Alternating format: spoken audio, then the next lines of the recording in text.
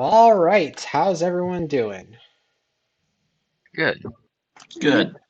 Good. Awesome. Well, does anyone want to give us a recap? It's been a while because a variety of things came up in a variety of our lives, but we're back at it, back in the thick of it. So remind us what happened last time on Weaverdice Moscow. Um, so Bubble died the episode before last. No, I think he died last episode. Ooh, Yes, that was last died, episode. died last episode. Oh, and then we got Rasputin, and then we kept going. That's right. Yeah. 'Cause, yeah, he died at the break. Bingo.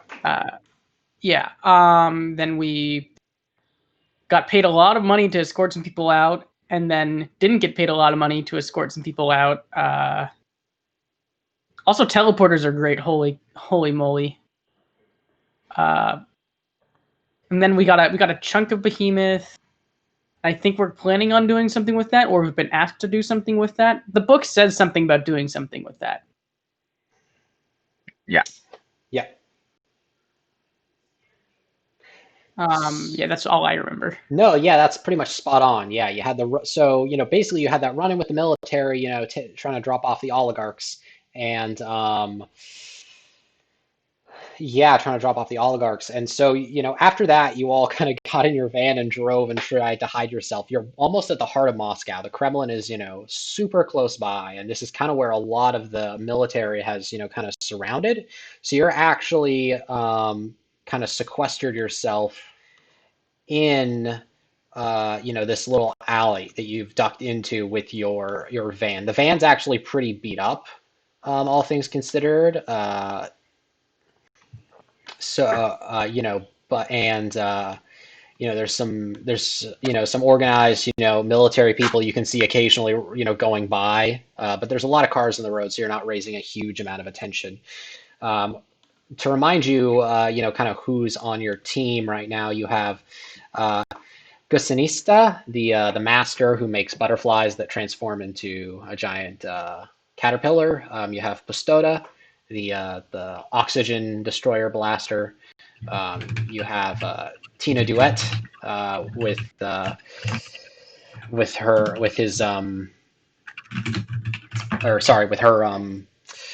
who's the Tinker Master with the gelatin minion, and then you have Sovest, who has this kind of white and black Juon looking or Ringu looking minion that explodes pretty violently. And Wildcard, who is controlling Wildcard again? Remind me of that really quick. I Oh, think I was. Yeah, I think you were too. That's what I have at least written down here. Yeah.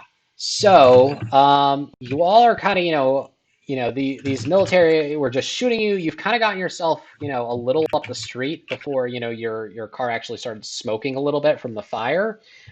So what are you doing now? You're in this alleyway, there you can hear military people and see them go by like every 20 or so minutes, but you're in a good hiding spot. Like no one's actively looking for you, it seems like. I suppose. Uh, did we figure out what we needed to do with that severed and?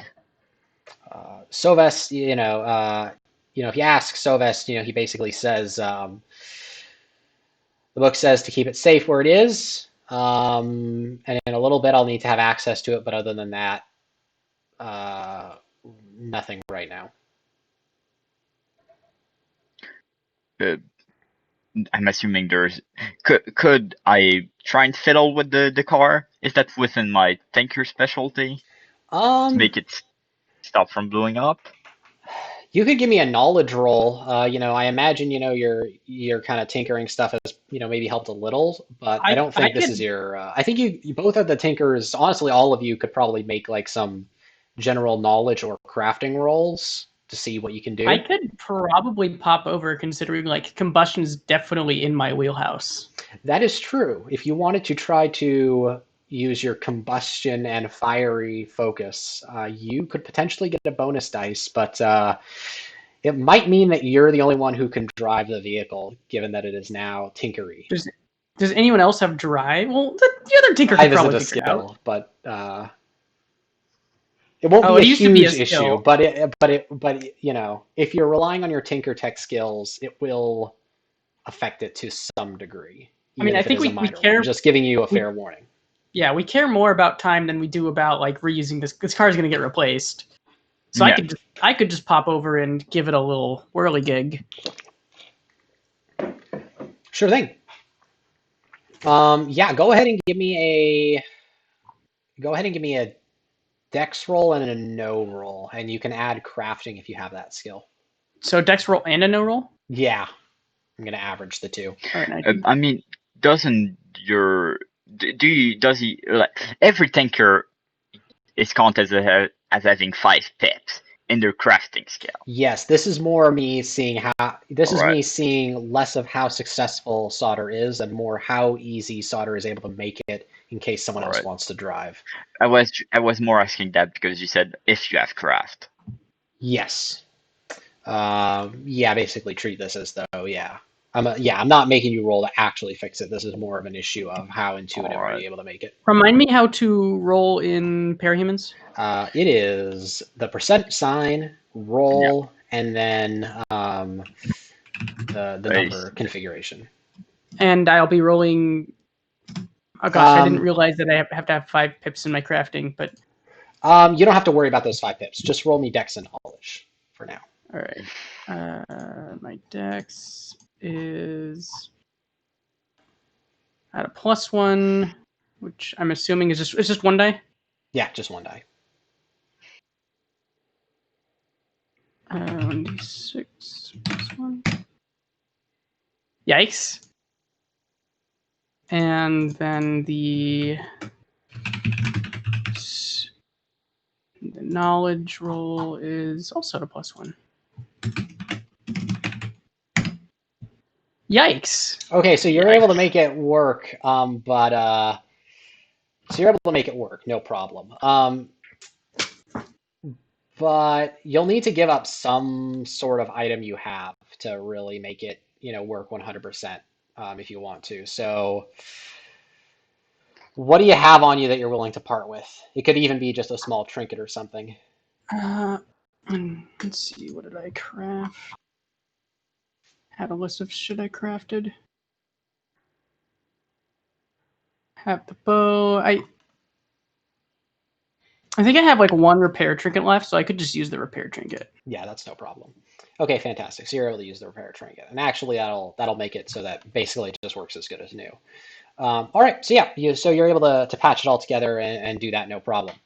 As you're kind of out and doing that, who in the back the radio starts sparking, and you start hearing Priom to Priom to Delta Alpha Tau Squad. Priom, do you read? Yeah, I'm gonna turn can somebody answer that? I'm kind of driving here. I'm gonna answer. Sure. What do you say?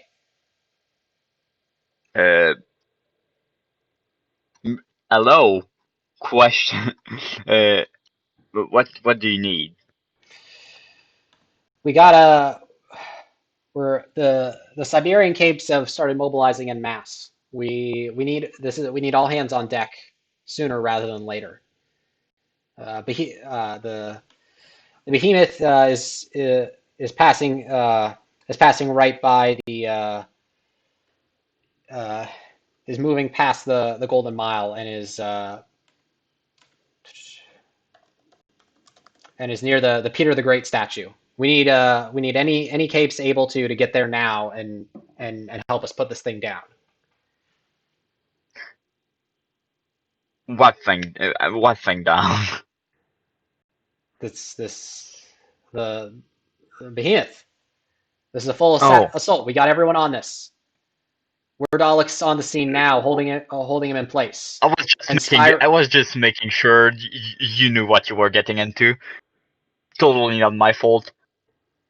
Then I'm gonna talk to the rest of the boys and say, we should probably get in the car. We're driving to the Peter the Great statue. Is that it? Yes. We're trying. Apparently, we're doing a fallout assault against Behemoth. I can tell you how it will go, but orders are orders. Yeah. Sada's already in the driver's seat, and And I'm guessing we're gonna go do the typical move, which is we're gonna get as many people as we can get here, then send the rest home. yeah. And I think we just need to have like the teleporter. Like when we do this as well, I think the teleporter should just be in the car so we don't die. Yeah, but it can't be always activated. But, it's in the car. Yeah, that's true. And it can't always be activated. That's very useful. It can't be Oh, it always can't. activated. Yeah, but we can only be activate activated it if we need. for 3 rounds at a time before needing 3 more rounds to recharge. That's fine. We can. Like, we need just exactly 3 rounds. But yeah, I'm guessing we're all just getting to it, starting driving toward the thing, making sure Behemoth doesn't step on us. Yeah, no, totally. So let me see here. I guess I'm gonna take a quick snapshot to show you kind of the location of things in relation. So this little peninsula here, let me post it in the Weaverdice thing. So here's a vague map. Obviously the red fire is Behemoth, but there's also a blue star, and it's kind of this peninsula that all of the capes are, amassing on. So you can see Behemoth, has wadded into the middle of the Moshkova I'm River. sorry, where did you send that? It's still uploading. I'm sorry about that. So I'll wait until it does that. But it should show up in the Weaverdice chat in Damocles in a second. All right. I'm reserving the Parahumans one mostly for rolls.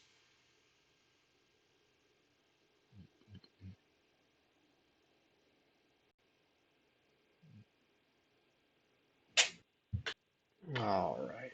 There it goes.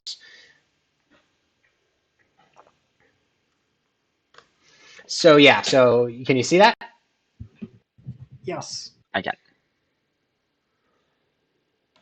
All right. So yeah, so you see Behemoth there, and he is basically wadded into the middle of this river, and it seems like he has kind of climbed on top of this statue to Peter the Great, which is honestly very impressive. He actually is dwarfed by these. He's not terribly huge, but that's very. That doesn't say much because the entire structure is basically melted down into a pool that is blocking the river in many places. Along the banks of all of these of all the rivers, on both sides and on this peninsula, you see capes of various kinds.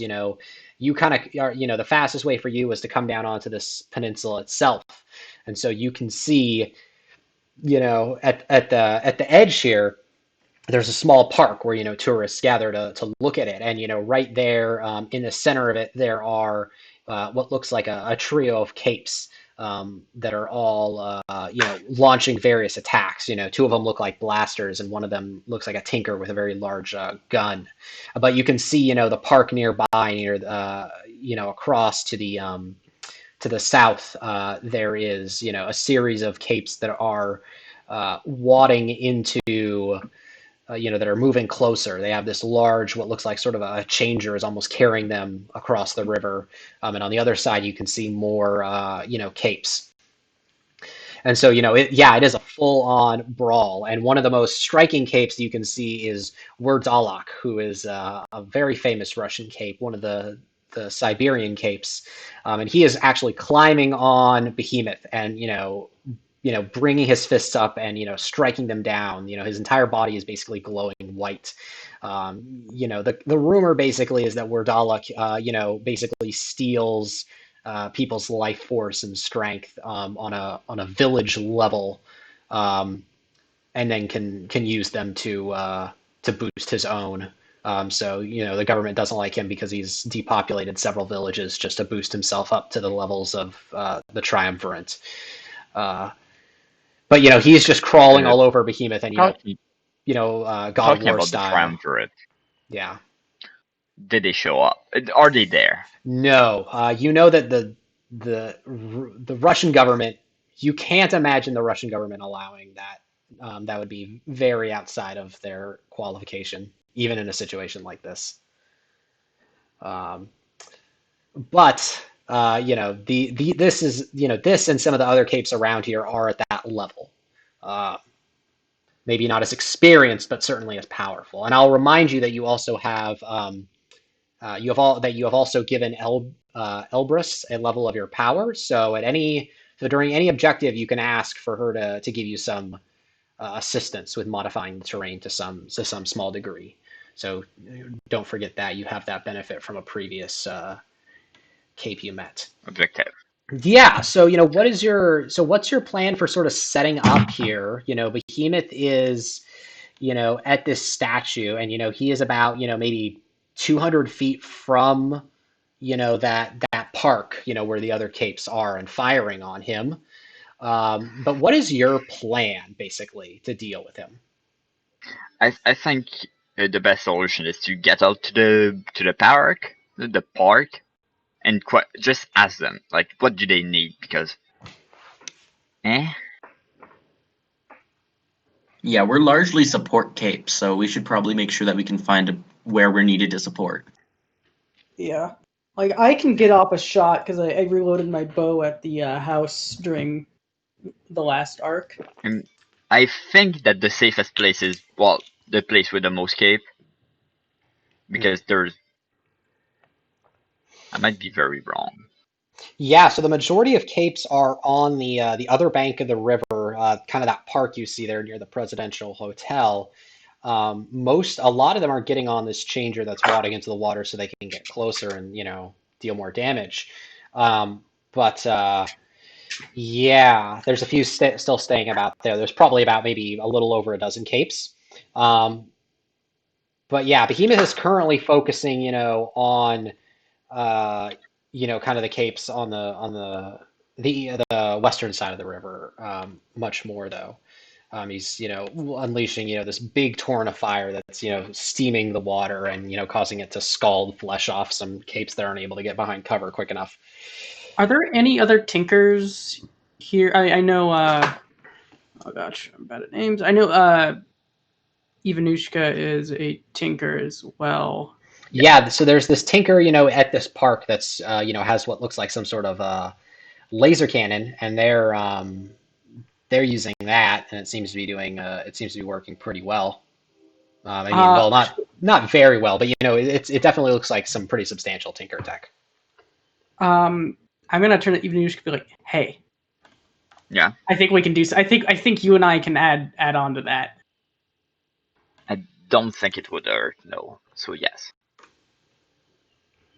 Okay, wait, so you're not gonna? No, yeah, I will help because I don't think it's gonna hurt. Whew. Okay, yeah. Because I've got the 3 pips on Behemoth, and I'm gonna go up to the tank and be like, Alpha Squad here, hello. Like kind of awkward, like definitely not like in tone for like the seriousness of what's about to happen. Okay, nice. So you come up and you see that there are these 3 capes there. Let me see here. Yeah, so this cape kind of turns to you and he's like he's kind of shouting what the fuck, who are you? And he kind of turns around and blasts again, and you can see that his beam is sending out these what looks like almost snowflakes, thousands of them in kind of this large stream. Can I help you? It's like I can make that thing do more damage than it does. I think I can try to make it so it doesn't explode. He kind of turns to you and it's like, exploding isn't a problem, but nothing seems to get through that fucking thing. If you think you can help, and he kind of, moves closer to you and stops firing and brings it down so you can look at it. Be my guest, but I don't know. I've been shooting at this guy, since he, almost since he got here, but nothing seems to. I do have an idea. What would happen if I use lockdown on a part of Behemoth and he moved away? Would Behemoth? So is lockdown limited to non-organic things? I'm gonna send the description. Yes. Here, I can actually jump in and just take a look at it really quick. To be quite honest, Whip Lab. Here.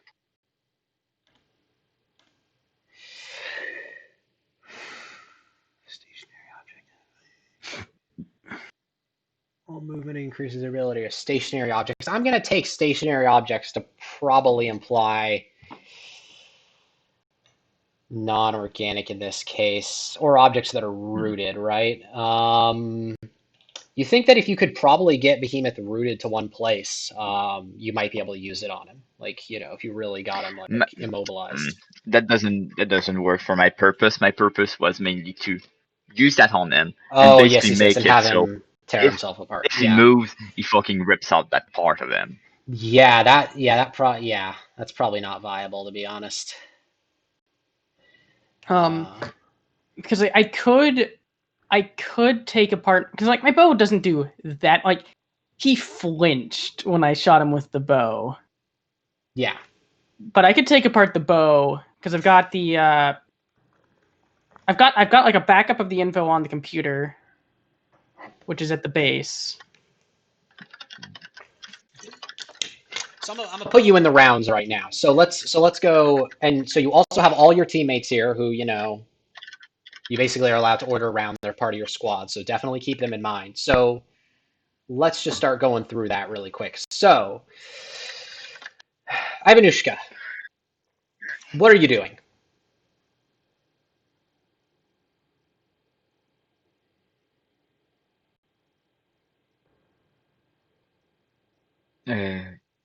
Ivanushka is not. I'm sorry. I didn't. Fuck. I suppose since I can't really help with the Tinker tag, if possible, I try to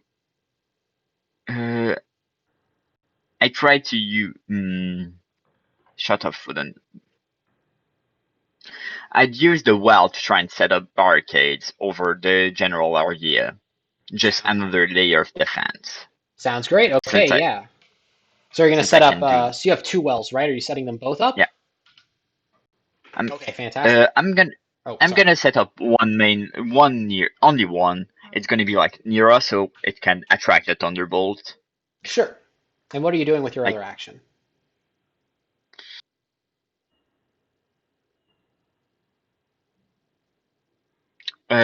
Is there any wounded cape? No, none of the capes around you look wounded. I actually, Gus has taken a wound. Pustoda has taken a wound. Wildcard has taken 2 wounds, and Tina Duet has taken 2 wounds. Oh, but I meant more like the NPCs. Not the NPCs, but the people that are on the verge of death, in this area here. No one here in this immediate area looks like they're on the verge of death. I think I'm just gonna wait out for the rest of my turn. Okay, sounds good. Who's next? Rez, what would you like to do with your actions? I think what I'm going to try to do is, how widely spread out are the capes around us right now? Around you, they're fairly spread out. There's probably about, like the three in front of you, there's, you've all kind of gotten closer so that the Tinkers could look at their tech. But they're, there's like, 10, 15 feet between them. They're not bunching up too much, but your squad is kind of big and, the rest of your squad is kind of, grouped around you. They aren't like as spread out. Like Gus and Tina are pretty close together, and Sovest is, definitely, looking over your shoulder and watching what you do a lot. Okay. For one thing, I'm just gonna mention that if attacks are coming in, I'm able to. Okay, sorry. Let me rephrase this.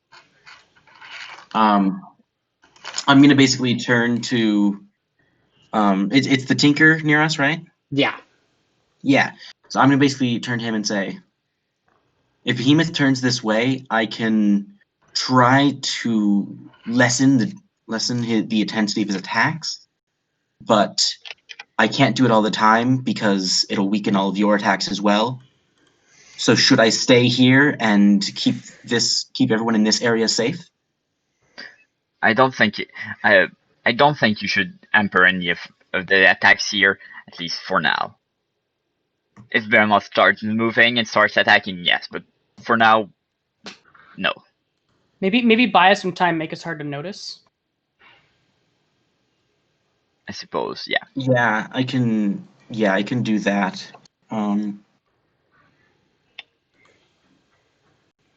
It's always tough doing this because it's a shaker power that debuffs everyone, and it's kind of tough when I'm in a big team. Yeah. If you're interested in trying to get certain people but not others, let me know, and you can you can order Gus and Tina to move around if you don't, or if you want, and Sovest and whatnot, if you don't want to get them in certain effects, and you can tell the other capes if you're interested. So don't hesitate on that front.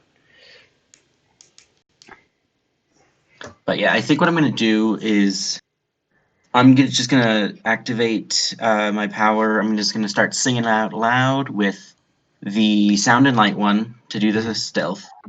Sounds and good. Perception. Sure. Fantastic. All right, so that sounds good. And that is a committed action, right? Or is that a what? What kind of action? Let me double check. So what are you doing to activate your power? Are you making the guts roll? Are you doing the partial action of talking, or are you gonna spend the stamina? I'm just doing the talking. I'm just gonna start singing a show tune of some sort. Okay, so what are you doing with your other action then?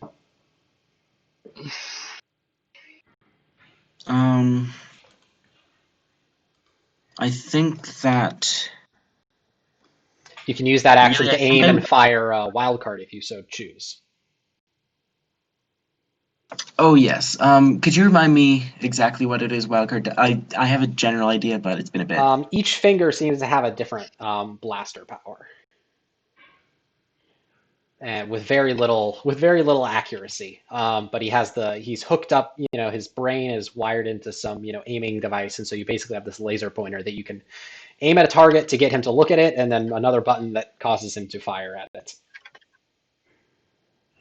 Okay, so yeah, I guess I'm gonna take my action to basically point him in the general direction of Behemoth because I think it'll be hard to do that much negative. It'd be that much of a hindrance just firing at Behemoth. Yeah, no, totally. So go ahead and make me roll me a d10.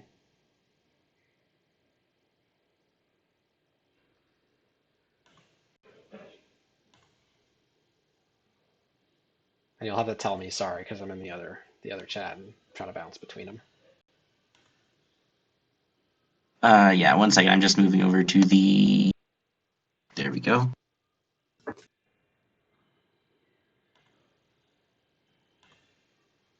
That's an 8. An 8. All right. So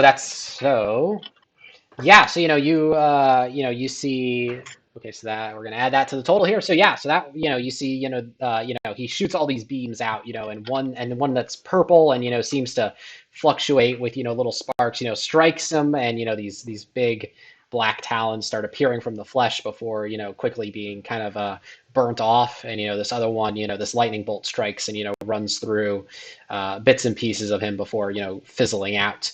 And the rest kind of just splash into the water or around the buildings and whatnot. Yeah, fantastic. Sauter, what about you? What are you doing?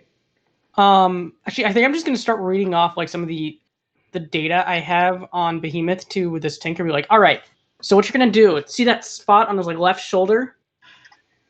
Yeah, Like, and he's kind of watching and taking your advice. So go ahead and give me a no roll. Go ahead and give me a no roll to kind of communicate, because you're trying to translate tinker tech into like regular speech and instructions. It's much more designed to like feed into your tech and modify its kind of damage potential. So go ahead and give me that. D6. Yep, D6. Modified by knowledge. Sorry. Yeah, no, I got it. Yeah. Oh, you got a 6. Fantastic. Yeah. All right. Yeah. So you're able to aim this guy's shot a little bit better, and let's say figuring out how that works. Okay, fantastic. So what else? Is there anything else you do? I think I'm gonna call up the one with like the crazy landscape powers and be like, hey, metal stuff, if there's any like, there are 2 street lamps here, just raise those so they conduct any lightning thrown at us. Okay, so you're gonna spend that one. All right, sounds good. Yeah. So y'all will get, so any lightning attacks that come your way, y'all will get a bonus. We'll get a +1 to defend against those. I'm sorry, I have to go eat. No worries. Take your time. Yeah. So I suppose anyone is free to play my character while I'm gone. And let's not forget, for the electricity, we also probably have a bonus because of the. Yeah, those will soak up a good amount of damage. Yeah. All right. See you later. No worries. See you then. All right. So, so let me think here. So we got Rasputin and the other capes, and they all didn't give them any instructions, so they're kind of gonna do whatever they fucking feel like. Oh yeah, that's fair. So Sovest is, Sovest, points out, and his minion, just darts out and explodes by Behemoth's feet. Let's see, that's gonna bring us up to, let's say that, and sorry, I'm trying to flip through a bunch of tabs here. Would one of you roll? So could each of you roll me a dice to see how well? One of you roll a dice for Gus, one of you roll a dice for Pustoda, and one of you roll a dice for Tina. I'm gonna roll a dice for Gus and Pustoda. All right. 1 and 4. A 1 for Gus and a 4 for Pustoda. Yep. Okay. I rolled a 2. Nice, which goes up. So it'll be 1, 2, and that'll be it. Okay.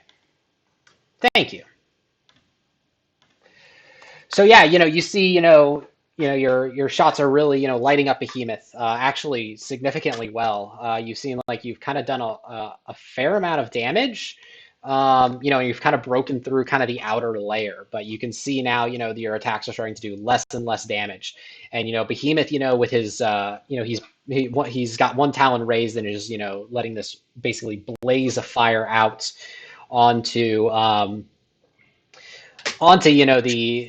enemy, to his west. And, he kind of, starts getting hit by the capes on top of the changer wadding through the water. And so he whips around and starts, pummeling them with this blast of fire. And as he does, he kind of washes the entire peninsula in flame. It's not very, it's kind of just this momentary thing, but basically like the park around you is now like on fire, basically. Um, there's patches of grass that are, blooming here and there, and, the trees, their branches are lit on fire. None of you need to make so I need can any of you make a defense roll? Do either of you have a defense roll that wouldn't roll less, wouldn't roll a 1? Or wouldn't roll less than 1? Like both of your defense rolls aren't negative. Yeah, I wouldn't. I don't have one that would roll less than 1. Yeah, I don't think so. Okay, fantastic. So you don't need to worry about it this round, but you get the sense that, as if these fires aren't dealt with in some capacity, they're going to get rough quick, and they're going to get larger and larger. That being said, it is now top of the round. So let's think here. Ivanushka. I'm going to think what Ivanushka is going to do really quick. Either of you have any idea what Ivanushka might do? I mean, he'd try to put out the fires in some way, probably, because that seems to be kind of his wheelhouse, is just dealing with small things. I think he has a trinket that does that, but I don't know. Does have a trinket that does that. Suppresses. Sure. So yeah, he's going to go over to one section of fires and try to shut those down. He's actually got a pretty good trinket for it, so we're going to count that as a pretty good amount towards that. Okay, fantastic. Yeah, so he's able to tone down a good section of the fires. And he's going to basically spend his round doing that. Rez, what would you like to do? Okay, so there's fire. Not a fan, but also, once again, I can't do that much to the fire without hurting everyone else. You can move closer to the fires if you wanted and farther away from the rest of the squad. Yeah, if I moved up towards the fires, how many people would still be within my 30-foot range? You could move into the fires in such a way that no one would be, or you could move so that probably Wildcard and Sovest and Rasputin they really don't have a lot of, or they don't really care about range as much. So you could protect them. Well, I think I might try to put out the fires. Yeah. Or help with putting out the fires. Yeah, so you could do that. I mean, if you were going to put out the fires, they would still be in your range. So you could still protect them if that's what you're asking. Yeah, well, I'm more concerned because I'm going to try to combine the damage and atmosphere effect to try to snuff the fires. Oh, and I see. I don't want to accidentally choke them. Oh yeah, then you can you can tell them, hey, get out of the way, and they will. Like that's no problem. So I'm going to let them know to take a step back. I might take Wildcard with me just so that I can keep working with him. Sure. And I'm going to basically just go over to the fires, activate damage and atmosphere. Sounds good. Sorry, what was that? No, that sounds good. Yeah. Yeah, I'm going to do it by talking, and while I'm doing it, I'm going to have a hand on like Wildcard's shoulder just to make him immune. Yep, sounds good. And yeah, you're able to add to that too. So you're able to get rid of another good chunk of the fire, but there's still a sizable chunk. So you think someone else would have to, do pretty well to really bring it down, enough to not be a threat to the rest of the party. But the vast majority of it is dealt with. There's just a little bit that might pose a small risk. Yeah. So what do you want to do with your other action? I'm going to. Oh wait, is my perk still active that lets me start with 3 effects? Yes. Okay, I'm going to add perception to that as well. But I'm also going to point Wildcard towards Behemoth again and just keep firing. Go ahead and roll me a d10.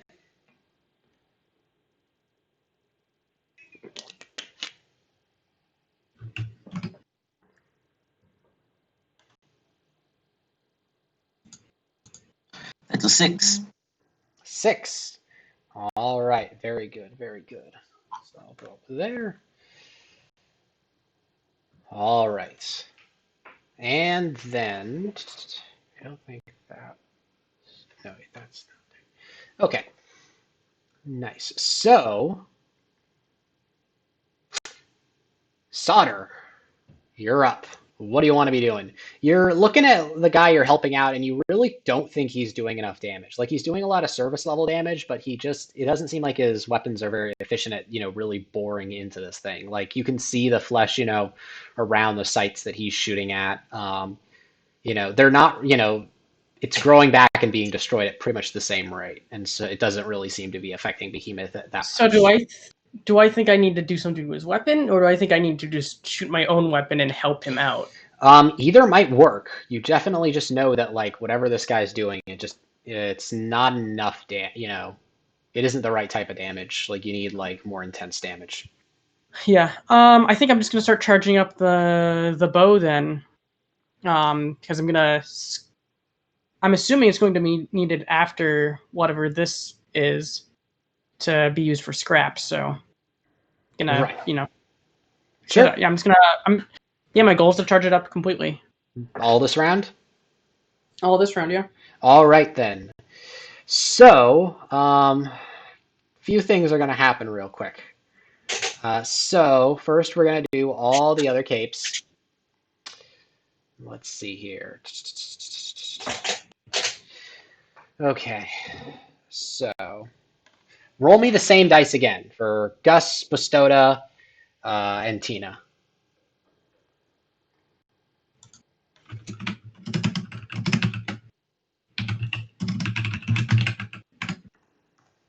One and a 2 for Gus and Bastoda. And I got a 5. Okay. That 5 is good.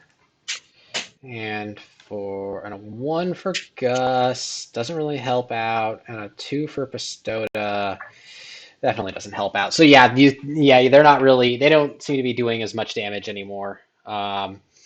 So I need everyone here to make me a defensive roll with a 2-up save. Well, basically don't roll a 1. And if you couldn't possibly roll less than a 2, then you don't even need to roll. Just let me know that. Yep. Can't roll less than a 2 on dodge. Okay, good. Yeah, I'm pretty sure that I also have that. Okay, all your teammates succeed. Why doesn't somebody roll for Ivanushka and someone roll for Rasputin? Ivanushka has evade.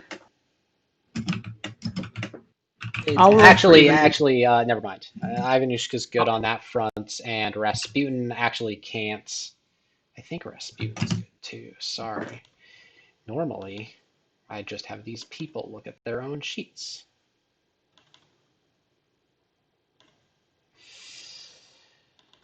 Oh wait, yeah, that's where Rasputin is now. Okay, I'm silly.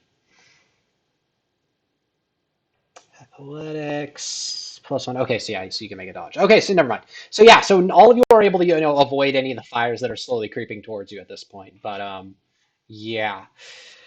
Now, you all notice, as the squad, kind of is getting closer to Behemoth, there's a force field cape that has kind of surrounded him in this bubble of energy, and the rest of the squad is, shooting, and this cape is, opening holes in the bubble so that, the other capes can shoot. And all the while, this changer that they're riding on the back of, who's clearly big enough that he can, crawl through the water, is kind of just trying to keep them safe. However, Behemoth, you can see the whole. You could hear kind of this low growling sound whenever the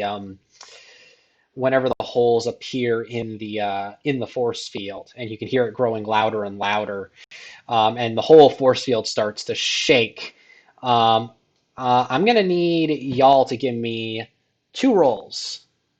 I'm gonna need everyone here to give me a defensive roll of any kind, and an endure roll, which is a guts roll.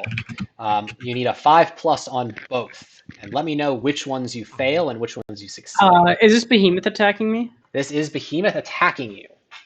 I'm back, by the way. So, could someone give me a quick summary? You are doing a good amount of damage. All your capes are helping out.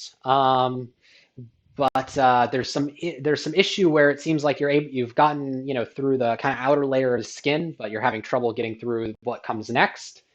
And now Behemoth is screaming, and everyone needs to make a defense roll of some kind and a endure roll.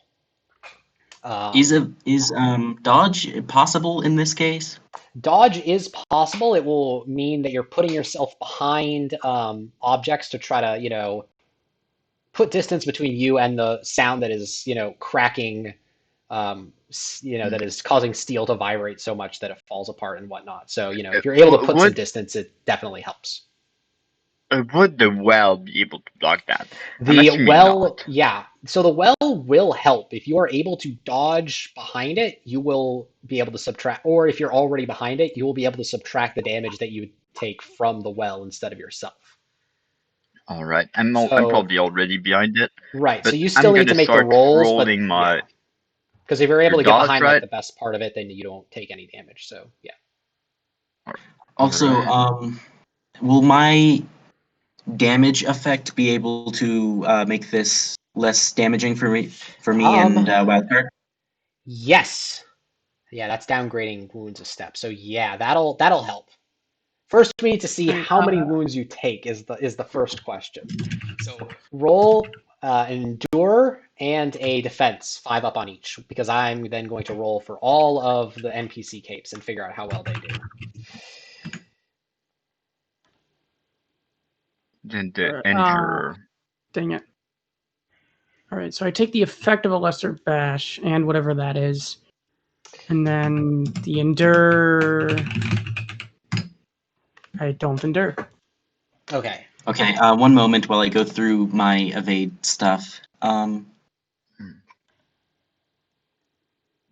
did pass the endure. I am getting to use my evade to re-roll my dodge. Go for it. This counts as a ranged attack, correct? Yeah, this counts as a ranged attack. And then Sauter, repeat what happened to you. Wait, so the smoke from my Behemoth data is not going to affect Behemoth's ability to hit me here at all? Yeah, this is a pure AoE. Okay, yeah. Then, yeah. I just, I can't dodge it. You can't dodge.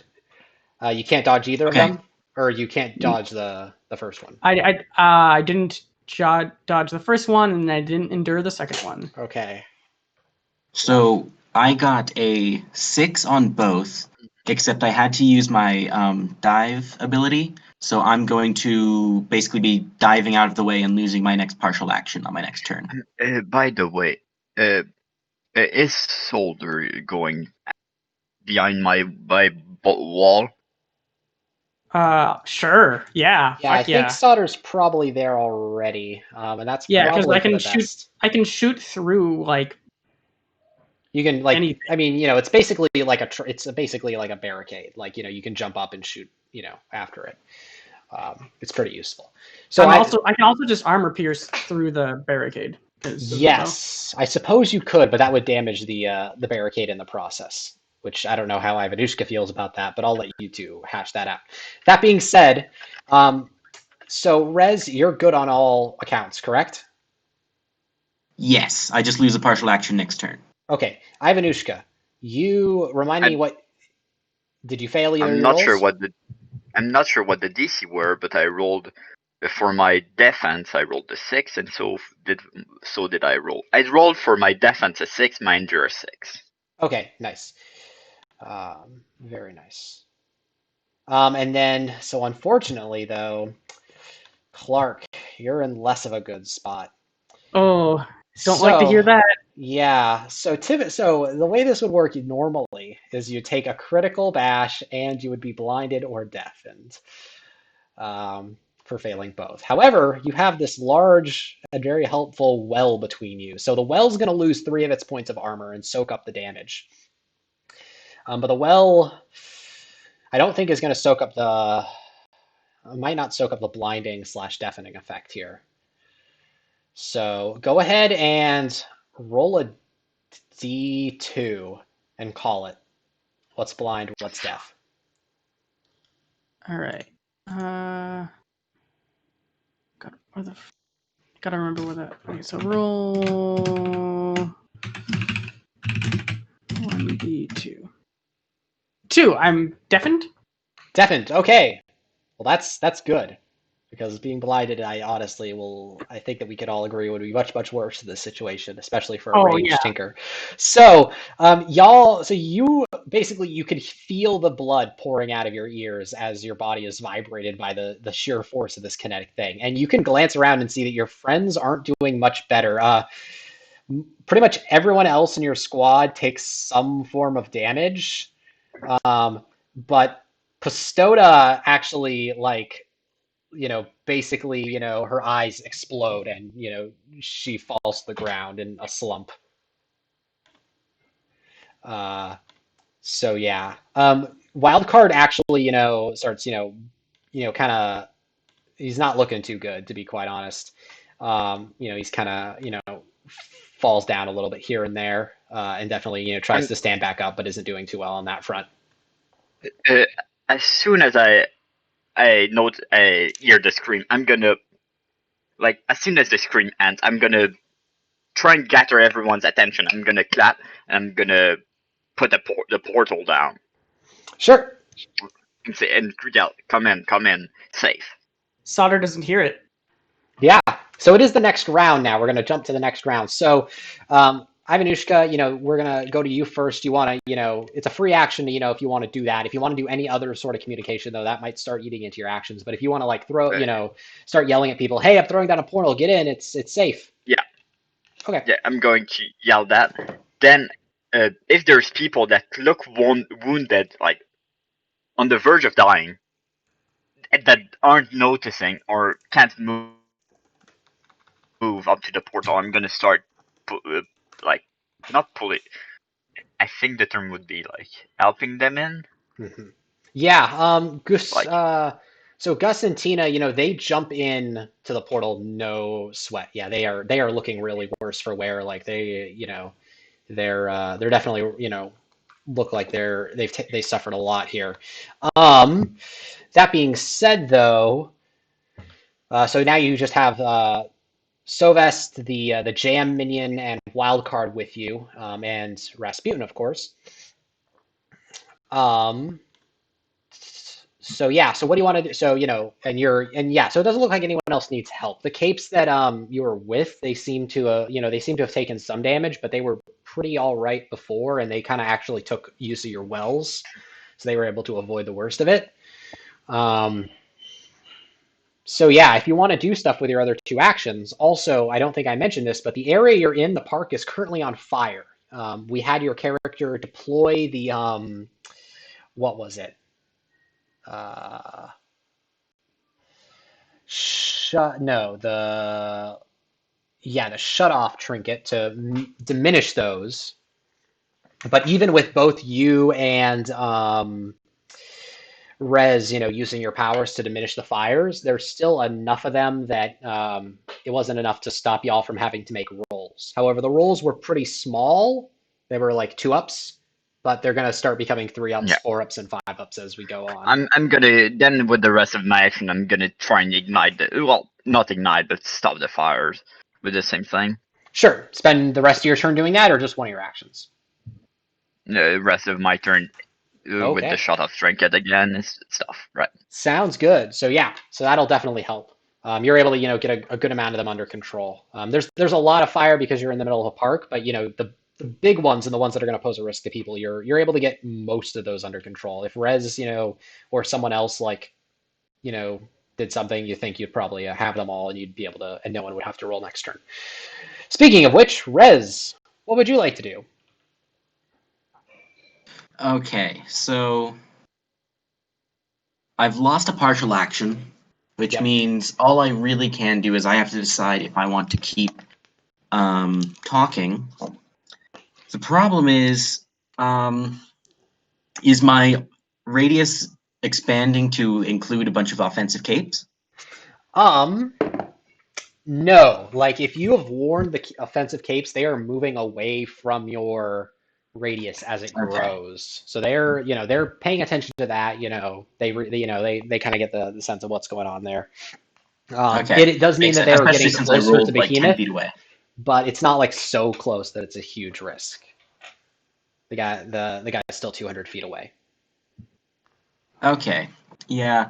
I think right now, since we don't have the one partial action, I'm just going to keep up my aura Mhm. for the second turn now with the Sounds good. same, with everything the same, with perception, sound and light, and atmosphere, just trying to get the fires down. Sure. And yeah, so no one will need to roll for fires this turn because y'all have successfully, quenched the biggest of them. So y'all are good on that front. But that brings us to Solder. Solder, what would you like to do? Is there a chance she saw the portal being thrown down? You can give me. Do you have awareness? Do I have You can give me a awareness? wits roll or an awareness roll to see if you saw it. I don't think I have awareness, but I'll give you a wits roll. I'm guessing it wouldn't be that hard because I was like right next to you. Yeah, And I moved away a bit. I don't imagine so, but we'll see. You might. I imagine you're very concerned with the blood pouring out of your ears, the fact that you're next to a giant piece Yeah. of metal that is shaking apart, and maybe maybe I'm having some second thoughts. Maybe I'm like looking around. I'm like, oh shit, the portal's down. Yeah. Maybe she would notice, like, considering blood is pouring out of her ears. Yeah, I'm gonna say that if you what did you want to do with your actions this round? Tell me that first. Okay. If I do notice the portal, I want to turn to the other Tinker and be like, "Get in the portal, motherfucker!" Like now. Okay, I'm gonna say basically my question is, were you gonna turn around or look anywhere else at all, or were you gonna keep charging your thing? It really depends. Like if she saw because I don't think because with a 2, I don't think you're gonna sorry, no, that's your previous roll. Yeah, give me what's your wits roll? Oh yeah, you gotta roll that for me first. Okay, yeah, you see it. Okay. Yeah. You see it. Yeah, no. With that wits roll, she's gonna like stop charging up her bow. Like shit. Ears ringing, and she's gonna just grab the other Tinker and start like get in the portal. And I don't think she actually hears herself talk, but she's gonna. I think she knows it's about to get really bad. To the other capes, and they're like, where's the portal go? We gotta stay here. Look, and Safe house. one of the capes points, and at where the other capes are. And you can see that, a lot of the capes on top of the changer have, died, but, Weaverdice, basically on his head, punching his eye, and trying to tear it out. And, Behemoth scraping at his face, trying to get him off. He's going to blind him any second now. We got to hit him now. If we can get him down until Spiral gets here. Spiral's in the way. That'll help out. All right, we got to keep him here. If he breaks through here, he's going to get to the capital. Can I just be like, let me take your gun? Like, wait, I can't hear him speak. I'm deaf. Yeah, you don't have any idea what he's saying. He's pointing, and you can see him pointing at like Weaverdice pulling the eye out. So you can kind of get the sense, and you can see him like he's not smiling, but like you can see there's like some vestige of maybe hope in his eyes. He's like, come on, this'll work, right? Could I possibly like just overcharge this Tinker's gun or something? His gun? Yeah, his gun. His gun looks fun. You want to take his gun and try to do something with it? Yeah, because like he's clearly not very good at his job. Well, that's one way to put it. If you can get him to give it up somehow, sure. He seems like he's kind of content to be firing and doing stuff himself, though. You feel like you could modify it into a sort of ghetto version of your lava lance. Yeah, it's like I'm like, give me the gun. I have a bunch of data. I can do something. I promise. All right, give me a social roll.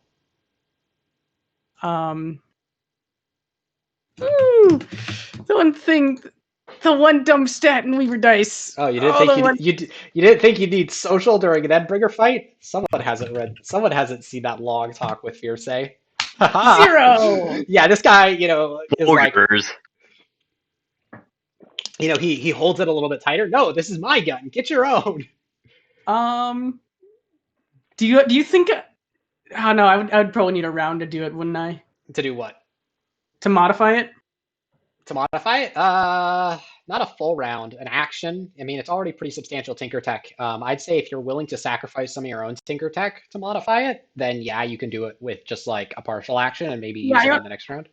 I'm gonna just go up to him and push him and start modifying it. Okay, fantastic. You're gonna try to grab it from him. Give me a broad roll to grab it out of his hands. My other dumb stat. I know, right? I wish I was 5. Hey, that's not bad. No, it's not at all. Okay, fantastic. So yeah, you're able to grab it out of his hands. You see him start moving towards it, but Rasputin, who doesn't have a lot of ranged abilities, is finding something to do, and so kind of gets in his way and grabs him. So yeah, I'm gonna say you spend the rest of your round, modding it into a lava lance. Yes. So that means it's time for the others. So let's see here. One person's dead.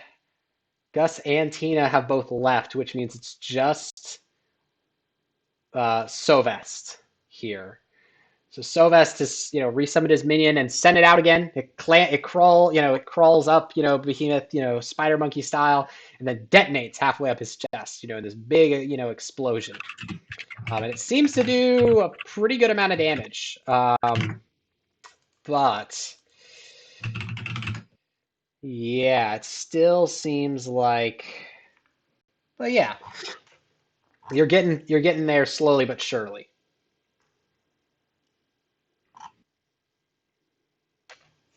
Okay.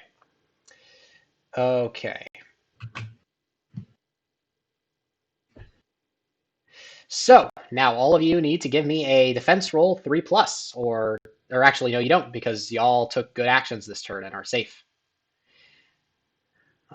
So we'll go to the top of the next round. You can see Behemoth is still kind of focused on the changer group, who's wadding into, and is kind of lashing out at them and we're Dalek, even though he doesn't have an eye at this point. So top of the round, Ivanushka, what would you like to do? I'm gonna continue. So all right, most of the people got out, right? Yeah, most of the people got out. You can see, the other sort of fires, are starting to spread. You're able to put out a good chunk of them, but with your shutdown, but there's other little bits here and there that are, kind of, starting to spread more, and they're kind of becoming a little bit of a threat. Hang on, it did the thing again. Yeah, like.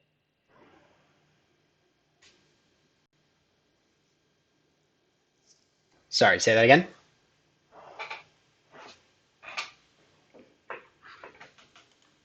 Oh.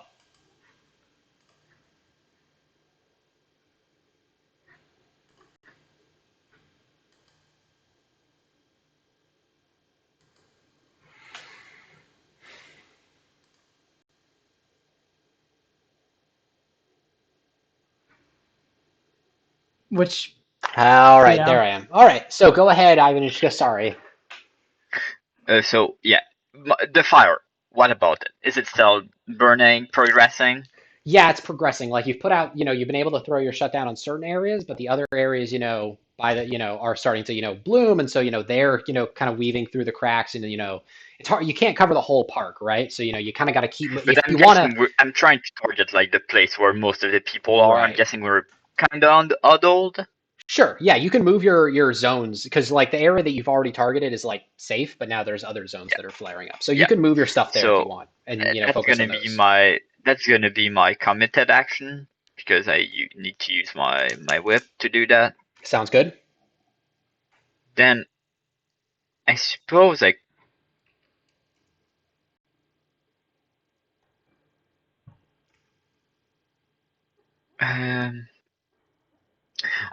could. Oh, I'm gonna try and help Idli help with the tinker gun.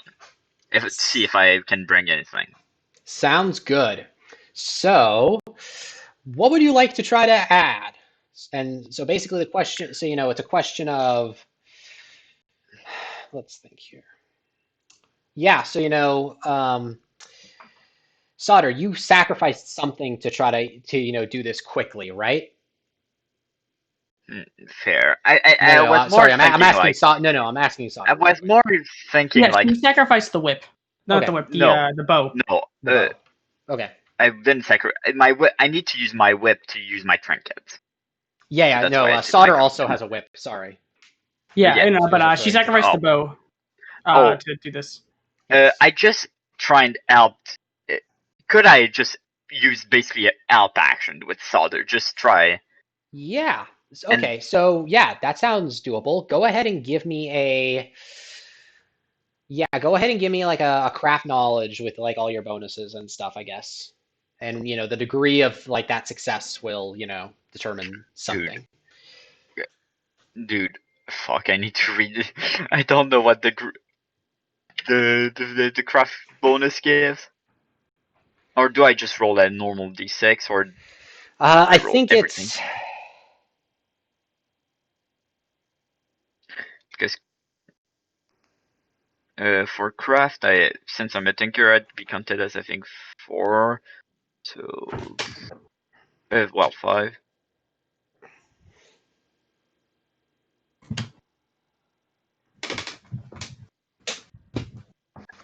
I suppose I'm just gonna.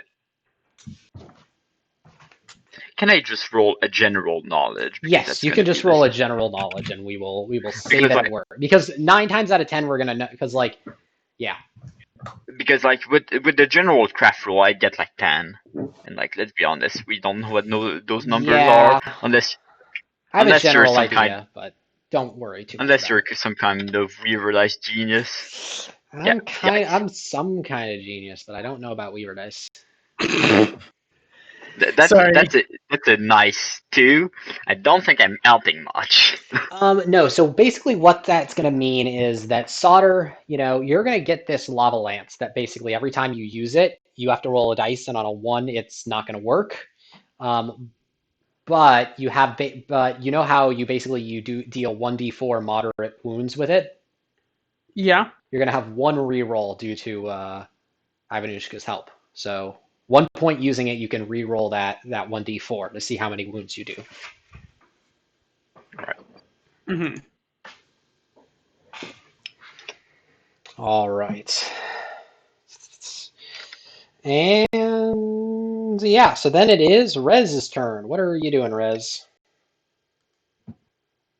Cool. So, how many people are still like around? Like, how badly do I need to keep putting out this fire? You'd need to keep putting out the fire because it's spreading, and it's spreading in a way that makes you think that that's a little weird. Like it is definitely it's spreading more towards your group than it is like back into the park. So you definitely think that it needs constant tending, or it's going to start getting to your group and start lighting folks on fire.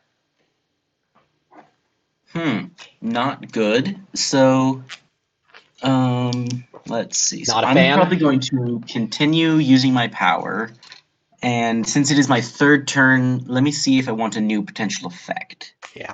And actually, because it's grown, it's the 3rd round, it'll have grown so much that it'll count for basically 2 uses. So if you use it, it'll suppress the whole area.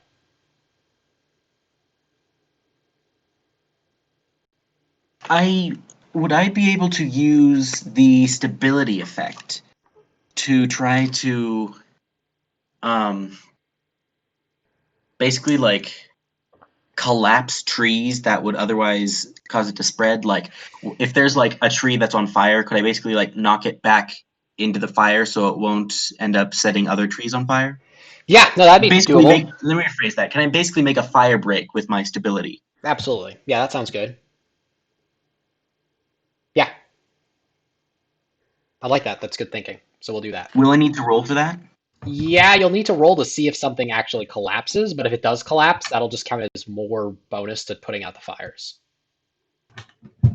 So roll me a d6 and hope for a 6.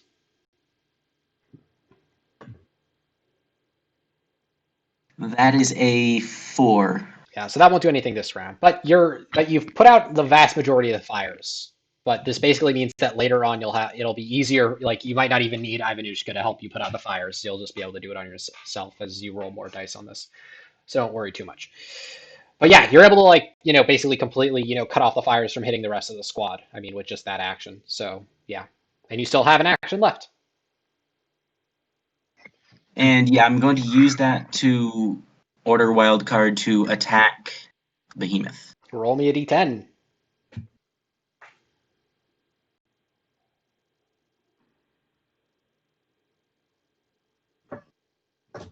That's a 9. A 9. That is good. That is actually exactly what y'all needed. So yeah, basically, 9 of his, little thing, he finally, seems to aim properly, and like 9 of these blasts sink into Behemoth's flesh, and all together they seem to cut very deep. You can see, black bile and ichor oozing out of the wound and spraying over the statue, the remains of the kind of blob that once was Peter the Great.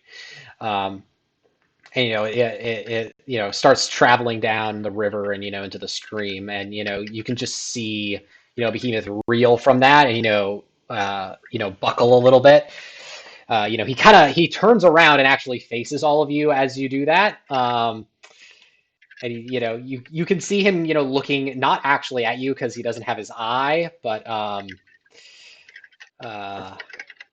yeah, he definitely seems to be looking in your general direction of those blasts. So, that being said,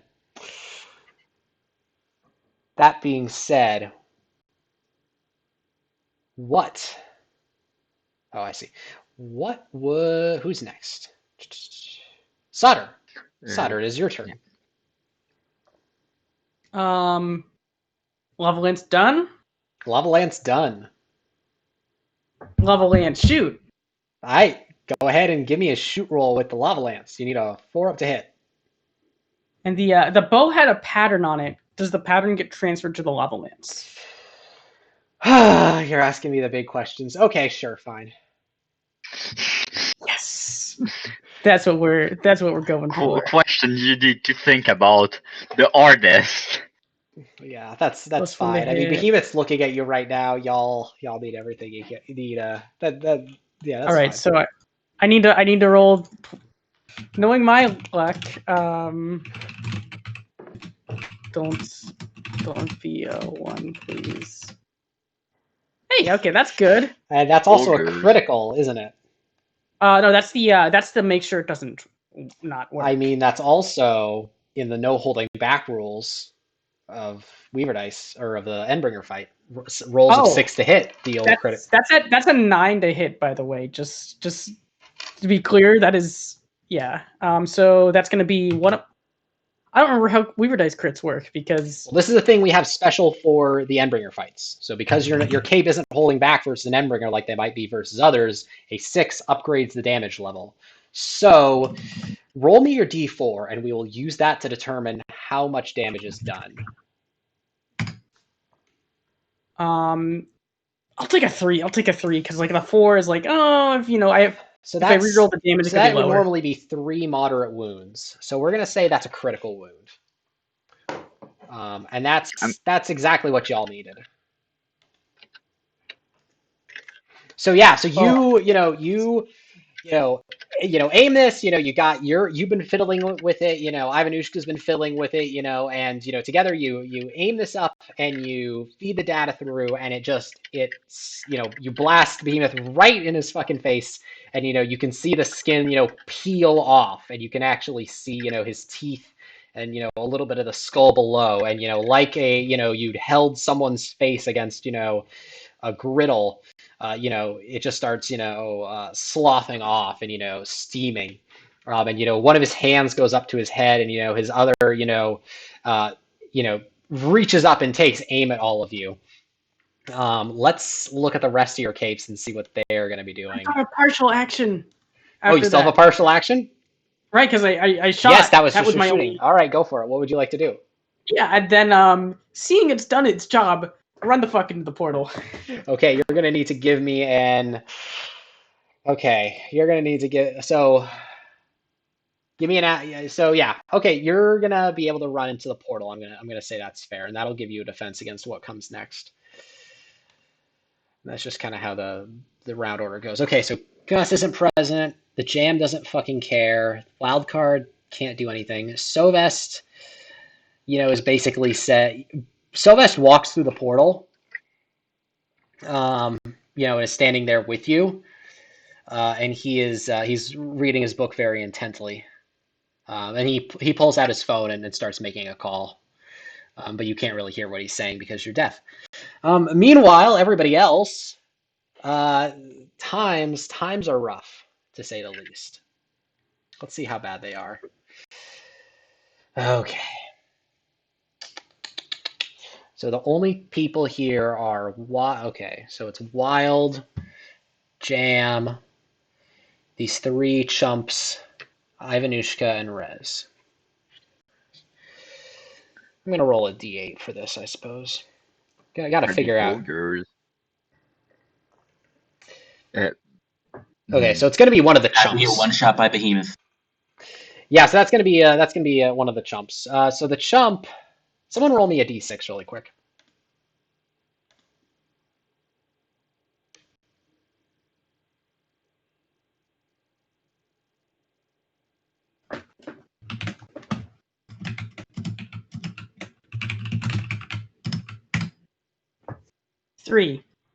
Three. Okay, so yeah, so he takes three, so he takes a critical. So yeah, basically, this ball of fire erupts from Behemoth's talons. It travels, straight through the air like a missile, hits this cape and detonates, washing over all of you. He is, instantly disintegrated by the fire.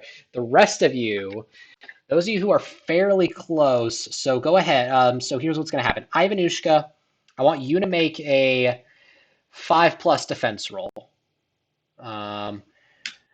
Solder, I want you to make a 4+ defense roll, and Rez, I want you to make a 3+ defense roll. All right, that's pretty. Yes. All right, we're good. Oh, hey.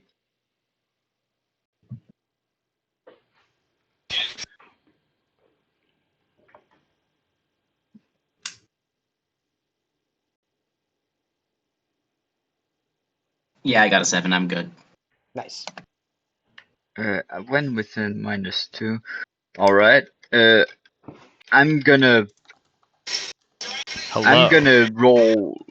That's 2h6 plus 1. Polgers. And hey, Doth. How are things going?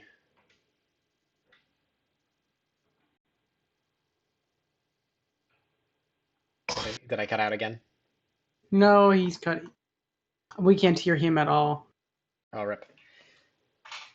I think Ivanushka still needs to make your roll, but do that. I did. Then, then I missed it. I'm sorry. Oh, and you're fine too. I rolled. Fantastic. Yeah, I rolled a 7. Y'all making pretty good defense rolls. I'm just gonna say that up front. Let's see here. That being said, though, who else needs to make defense rolls? Wildcard needs to make. Could someone make a defense roll for Wildcard?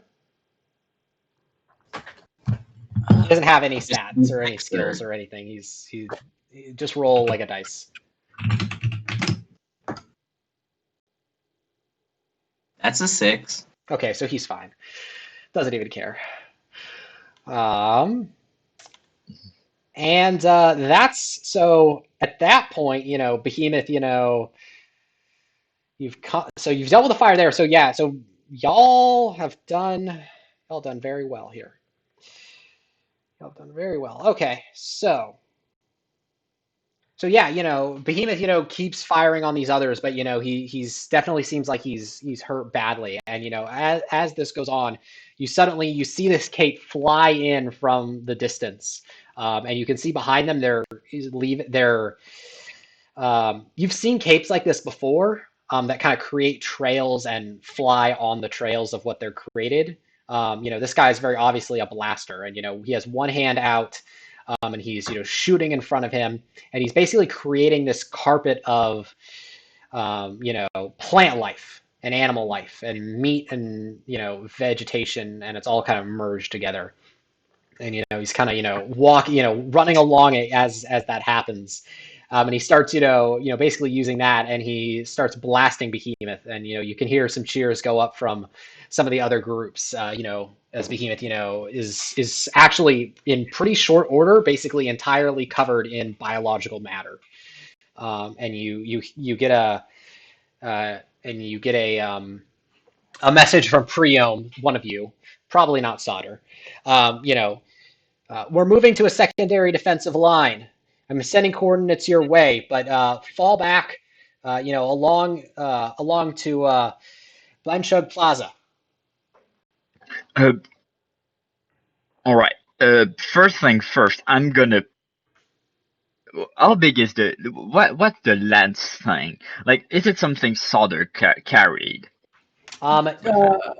Probably like it would take. It's heavy as fuck. It is big. It is comparable to I would compare it to like one of them big, jackhammers, sort of, in terms of size and weight. Like one person could carry it, but you definitely wouldn't be asking them to move it quickly, right? Is it? I'm mainly asking this for. Do I need to put it through the portal? Like, is it still up there? No, Solder probably dragged it with them. They had enough time, I'd say, to do that. The portal wasn't that far away. All right. So I suppose now's the time to. I'm just going to go away.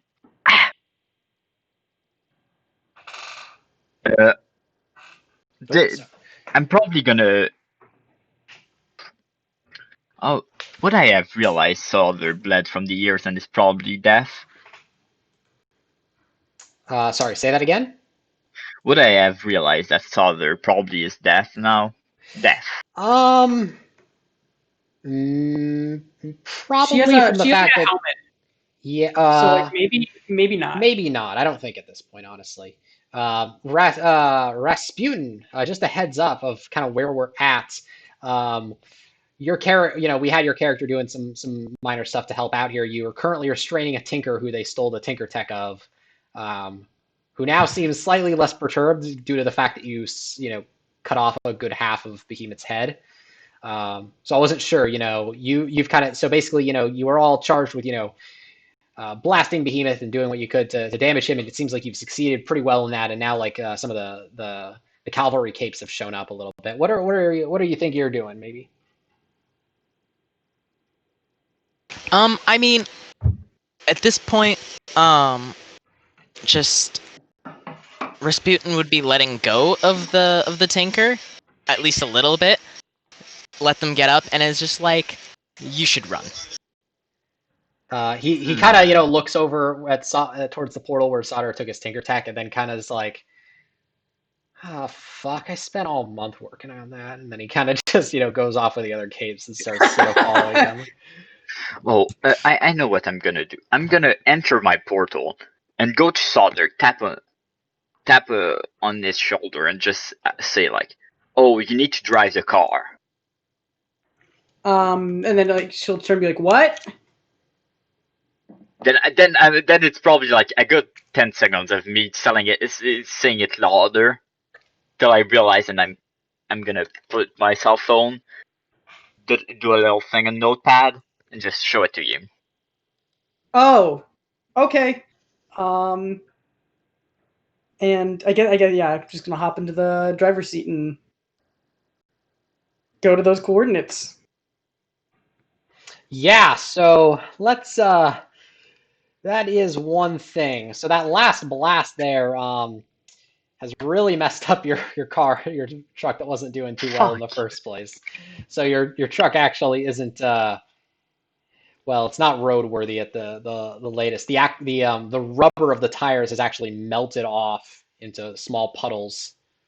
Are any of do we have any master left that could do things like create minions that can go fast? Gustoda says that her minions can transport a couple of people, like if she makes all of the if she We makes only all of need a the couple of people. yeah, Teleporter. she's kind of like, yeah, I don't know. I can transport a few people with, on the back of the caterpillar, but it's probably not terribly faster than a car. I mean, and basically we Tina only says, need. I think that plaza's only a little bit away. We could probably get there. It's probably less than half a mile. Oh, Fair. Because I know I'm using the portal. Thank fuck I got that argument, but like in theory, none of we only need the fastest minion out there. We can tape the portal to their back and just activate it whenever. Yeah, I don't mind doing that, Gustoda says. But But I'm really not doing too well right now. I'll be frank with you. And you can that was see, out like, of yeah, character. you can. That was out of character. Oh, But sorry, yeah. so I think we can simply move them, like walk. Sure. yeah. Just whoever's like beat up can be hanging out in the base. Yeah. So, who's in the portal right now? Is it just Solder and Ivanushka? And I mean, didn't a bunch of people enter during the fight? Yeah. Yeah. Gus and Tina are also there, but I was curious, kind of what Rez and Rasputin were doing, if anything. No, Rasputin wouldn't have gone through the portal until everyone else had gone through first. Okay. Yeah, we need a few people out, preferably. Yeah. So since we're- Sylvest, kind of, approaches, both of you and says, then and says, so I'm gonna need to, head out here, and I want to thank you all for your service, but we're gonna need to take that, and he kind of nods towards the behemoth arm chunk that you have. So I'm supposed to ask if you're gonna make that any more difficult than it needs to be. considering, oh wait, no, Solder's like, what? He types it out. You He shows arm. he turns around the book and shows it to you, and you can basically see what it instructs him to do. That he's supposed to ask you if you're going to make it difficult for him. I think she's gonna be like, thumbs up. Yep. You can take the radioactive arm away. No issue. Okay. Door, and you see a rectangle of white light appear, and then some people in lab coats and hazmat suits start coming out and take away the arm. Solder's gonna yell, "I can help with that!" And you could see Sylvester just hold up a hand and shake his head, and then he steps into the portal too, and it closes. Well, I think she's gonna turn to like, even if she's like, "You should learn how to do that."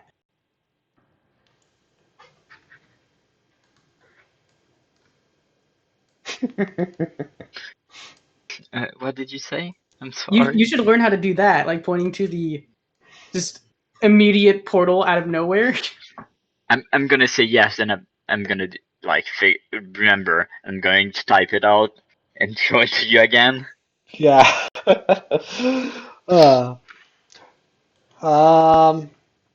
Rez, how about you? What are you up to? Well, I'm thinking. So if I don't, are there still people that need me to keep the fire away from them, or are people pretty much? No. At this point, yeah, anyone who doesn't want to be in the way of the fire can easily get into the portal or walk around it. The big issue with the fire was the fact that people were busy trying to shoot Behemoth, and at the same time didn't want to have to watch their backs for a sudden blaze that might erupt. But at this point, you've basically got it completely under control. Awesome. So I'm going to now make my way through the portal, just so I can keep staying where people need me. Sure. Rasputin would follow. Sure. And yeah, and Gus is kind of asking, is looking, what the fuck was with that guy?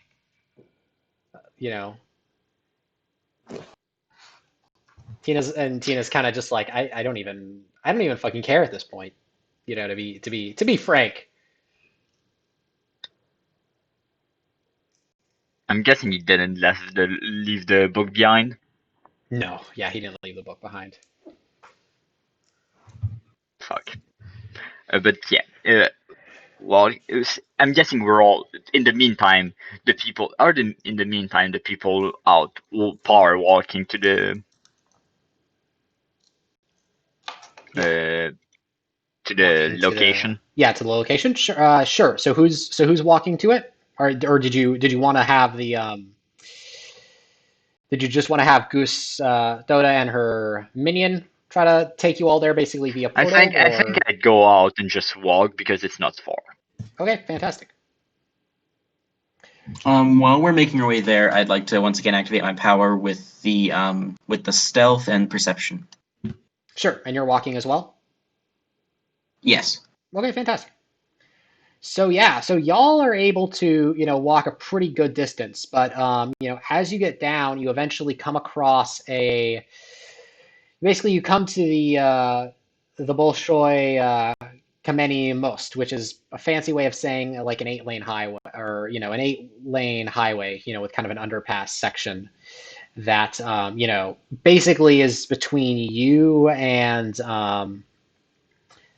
it's about halfway between you and this plaza where they told you they wanted to meet up. And you can hear, Behemoth is, broken out of, the flesh he was encased in, and is now stomping, along this peninsula area further towards, basically following, you all and some of the other capes that have, kind of been going this way.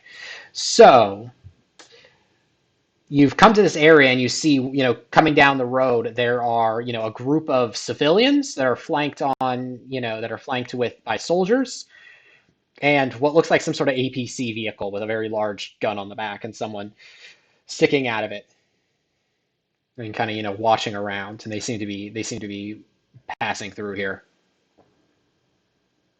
But by the civilian, by flanked, do you mean like they're taken like hostage by the pole? No, they look like there's women and it looks like there's women and children. It looks like they're not, like they're carrying like bags of luggage and stuff. Like it looks like they're escorting them out of the city or safety sort of stuff. Just making sure. Yeah.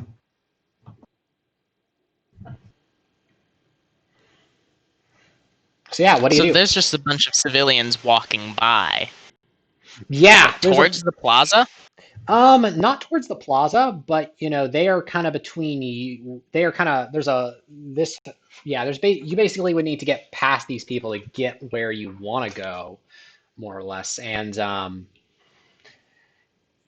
they're kind of going in a different direction. Are they on the move fast enough we could go like just wait for them to leave? Probably not if you wanted to stay a safe distance from Behemoth, who is quickly, burning his way through the area. You can see a lot of the people are glancing towards them and trying to move faster, but there's a lot of people, and a lot of them are carrying, like their entire belongings on their back. And they don't want to get too far away from the military, who is trying to keep pace with some of the slower members. So, guess we have to go countercurrent. Oh. I have a grappling hook if you guys want to go in the portal.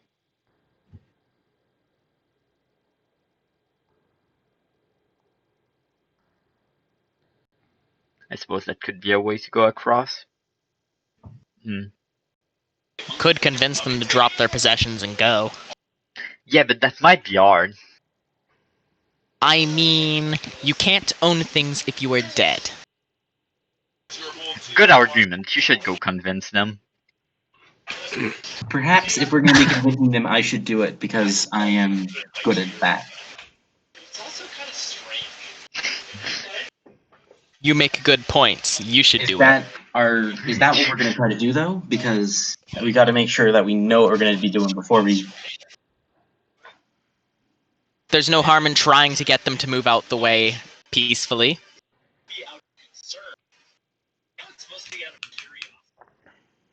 All right, so who is that? Rasputin, you were going to go and talk to him? Rez, No, I was going to do that. Oh, right, Rez. Sorry, I was looking at something else. Diplomacy. Diplomacy. All right, so Rez, you're going to go out and try to talk to them. Ivanushka, and what do you want Gus to do? And Ivanushka, what are you going to do? I'm going to sheepishly follow him. Okay. And Gus has this large caterpillar minion that's about the size of a minivan at this point. What do you want that thing to do?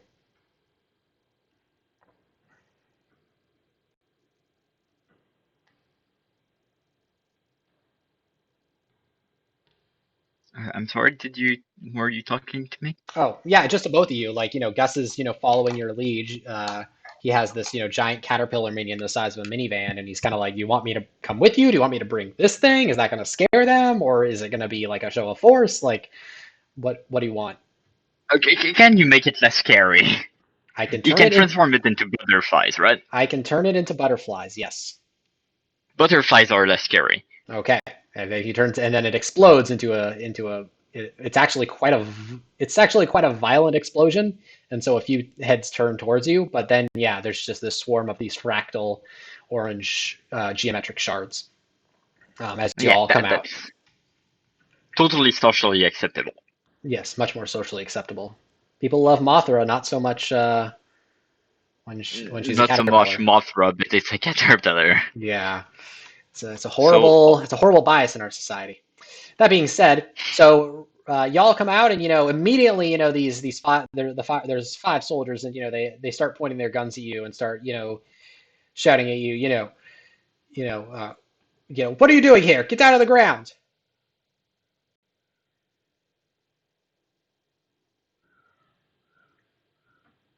I'm not the face, dog. We are on our way to go fight Behemoth, but we need to get through this crowd. Give me a social roll.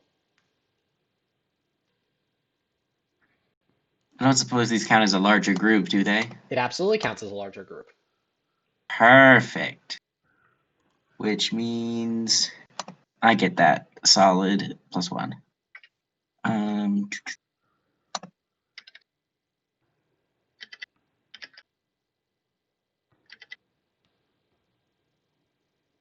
Oh boy, the solid 3 coming in. Solid 3. All right, nice.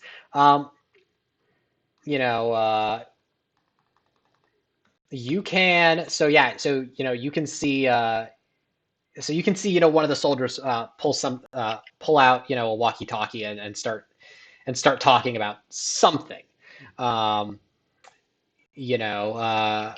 You can't hear him from too far away, but given the fact that he's talking into that, you're a little concerned. The others say, "Get down on the ground now! You're dangerous parahumans. We aren't standing for this. This is your only warning. We will shoot."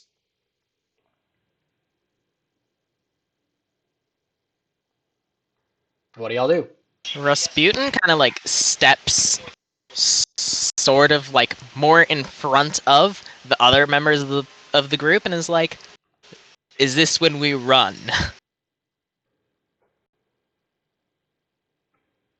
And if so, through them or around them? So they're all been gone at us, right? Are they? Sorry. Yeah, they're pointing guns at you. I think my plan is to comply while still talking to them. Yeah. So I'm going to get down on my knees like they want, but I'm going to use my a third pip of presentation to basically respond to the person who told us to get down on the ground, and it's our final warning. And I'm going to just tell them, I'm just going to respond to them by saying, I know that we're dangerous and you don't like us, but if you're lucky, we will be killed by Behemoth and you won't have to worry about us or Behemoth. Give me a social roll.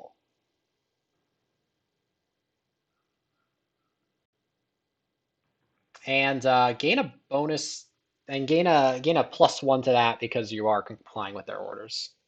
That makes it a 6. No. Okay, excellent. So you see one of the soldiers, kind of, relaxes his guns, and you see that a lot of the people are actually getting, are actually acting a lot less stressed than they were when they first saw you. But as, they're all doing this, you the whole ground starts to shake. I need all of you to make me a 3+ defense roll.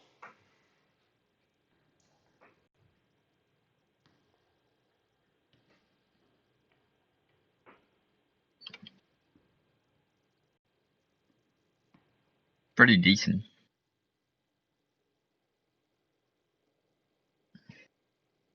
Dodge work here.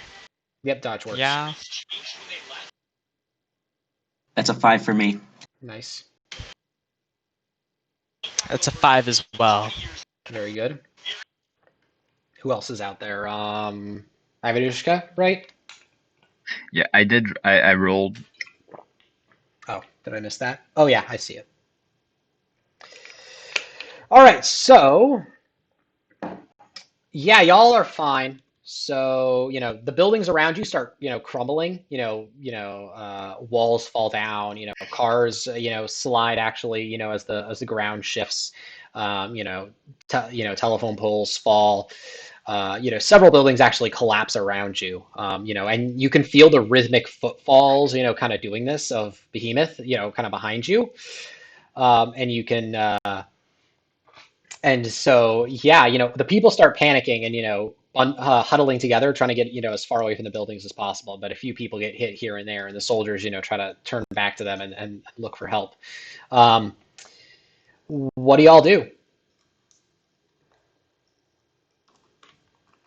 Let's, we're kind of going by rounds here, but, Doth, Rasputin, what are you doing in response to this? They've told you to stay on the ground. You see, they are at risk here. You've avoided some damage yourself from like a falling, bit of masonry. So there's just chunks of building falling. Yeah, you get the sense that if you were inside a building, this would be a lot worse. Dude, I think I'm gonna.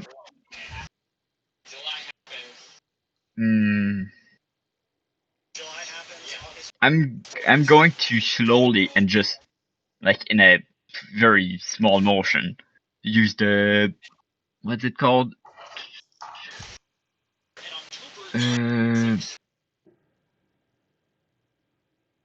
The drop table thing that reduces momentum. Sure, you're gonna drop it between you guys and the soldiers, or you're just gonna. Yeah. Okay. Just so it covers area and trying to block the projectile. If possible, I'd like to. First goal is to block like the thing falling on us, right? Okay. Then it's also, if possible, going to try and block the bullets that the guard might fire at us. Okay, so first priority is protecting you from debris. Second priority is from bullets. Okay, that is important. So, what about the rest of y'all?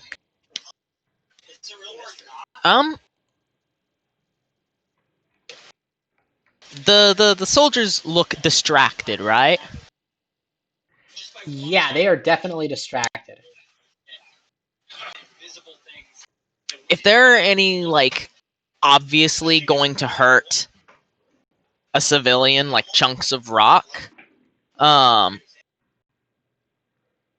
definitely just to run forward and try to push it out of the way with my glaive, because it has reach. It's long enough. Okay, so I shouldn't have too much difficulty attempting. No, I don't think you will. Okay, so go ahead and give me a. This is probably going to be, so it's not going to be actually pushing them out of the way. It's going to be getting there before the debris hits them, right? So go ahead and give me like an athletics roll. Or if you have like, what kind of skills do you have? I have brawl and evade. Go ahead and give me just a general athletics roll. You see, you see Okay. this, you see this kid, who's standing by, and the sign of this, it's not really a McDonald's, but it's that general sort of fast food burger vibe that but it's Russian. Starts falling, and you can see the sparks as the light inside is pulled loose. What'd you roll? I got a 6. Ah, excellent. Look at you, man. Smiley really likes y'all today. So you're able to push it against this kid's chest, and push him out of the way, just so it misses him. And his mother starts grabbing him and inspecting him and looking him all over, and looking up at y'all, and that's going to count as a social roll of a 6, because that's pretty damn well heroic. Rez, what about you?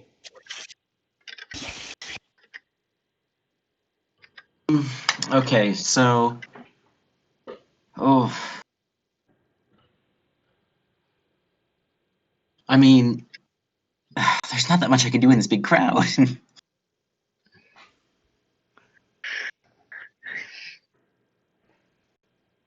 Okay, so a lot of the soldiers seem to be looking at you very expectantly. They were listening to you before, and they're still the fact that you got down on your knees definitely seemed to maybe not you see that they seem to like that, and so they seem to be definitely keeping their eyes on you a little bit. You have a captive so I'm audience, gonna let them one know. could say. Yeah, I'm gonna just let them know, just as a warning. Okay, I can try to minimize the damage a bit, but I just want to let you know that I'm going to have to use my power for this. Just so that don't shoot me for doing it. All right, go And- ahead and give me a social roll. Oh boy. This one kind of, y'all are down to the wire on this one, actually. That's a 4. That's a 4. A 3, Uh, because you rolled 2d6 and not 2h6. Oh, you're right. You're right. That's my bad. 3. Rip. All right. Well, you're there by a hair. So, what we're gonna say is,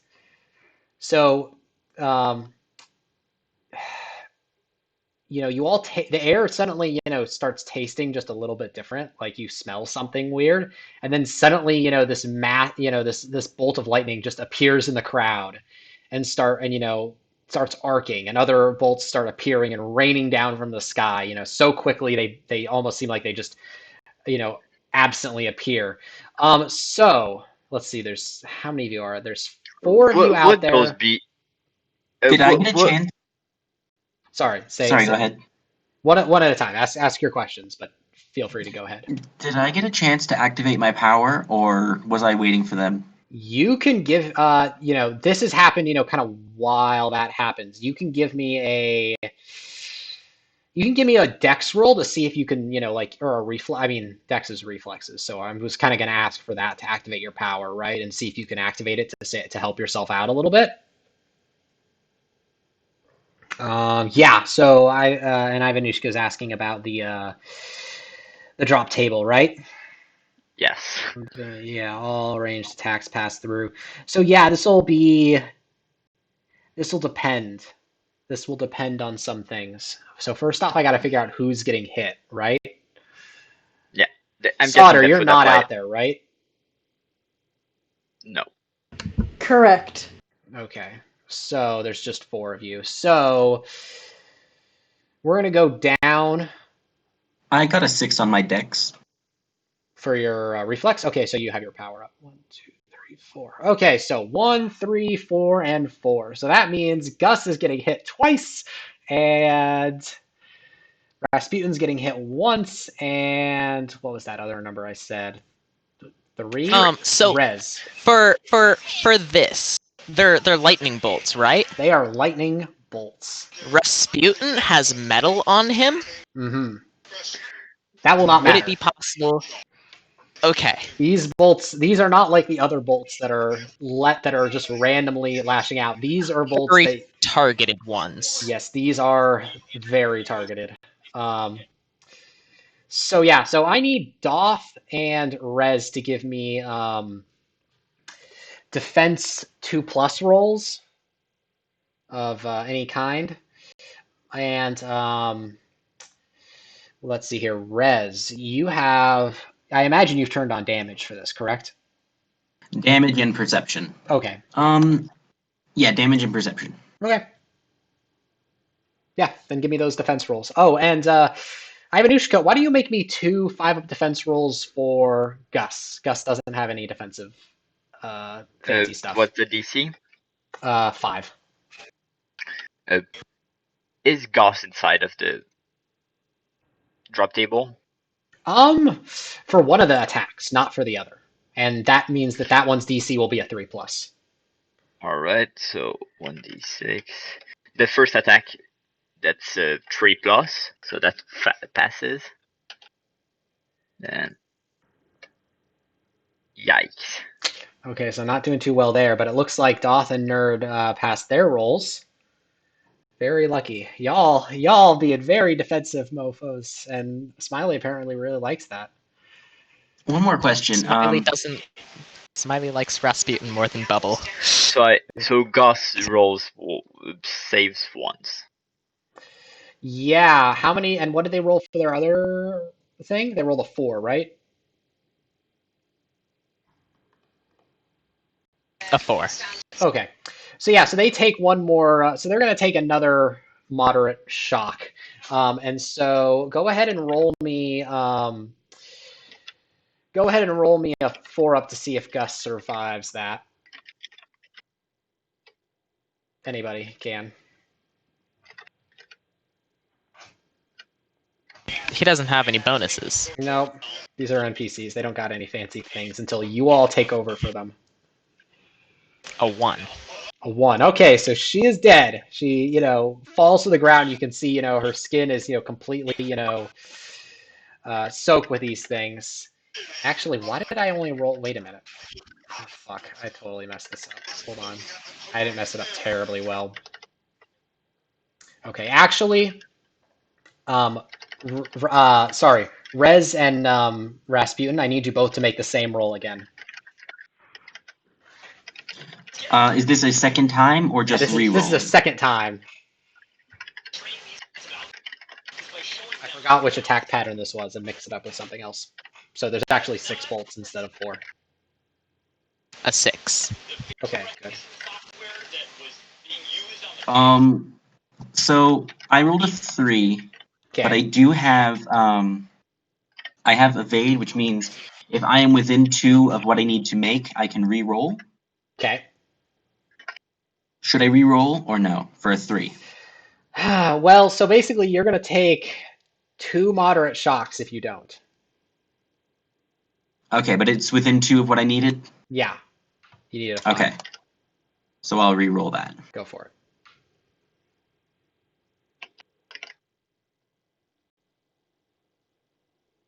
That is a 6. All right. Very nice. So yeah, so you're good. Very nice. All right, so yeah, so Gus's history. Your squad is slowly diminishing, but your sacrifice, coupled with your very stirring speeches there, Rez, has actually succeeded, and your use of your power. And so the soldiers, kind of, say, you can actually, not the soldiers, but the actual civilians are like, yes, go, get out of here. He's attacking because of you. Leave. He's attacking because of them. And they start turning on the soldiers and saying, let them go. They're bringing his wrath. I mean, result we wanted, not the opinion we wanted, though. Yeah. No, that is very true. Yeah. So y'all are able to. So yeah, fantastic, fantastic. Okay, so why don't we take a little break here as we kind of set up for the next objective? I want to check a few things and check in with y'all. Some people might want to grab a bite or whatever. But how's that sound? Right. Yeah. That works. Perfectly fine. How long is the break? We'll just take like 5 minutes. Okay.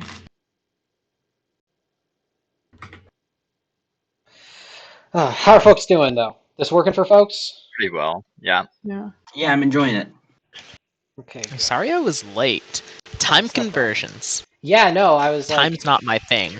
I was in the same boat there earlier today. I had Clark all geared up to bail me out of some bullshit I was doing.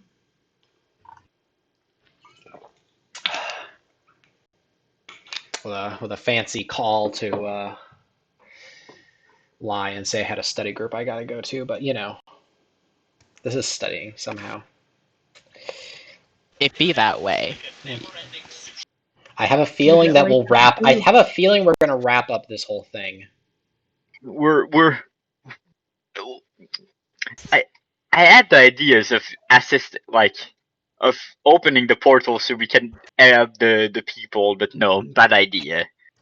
Yeah, last time we got to spend those credit cards, but Yeah, I got I got Tinker Tank budget.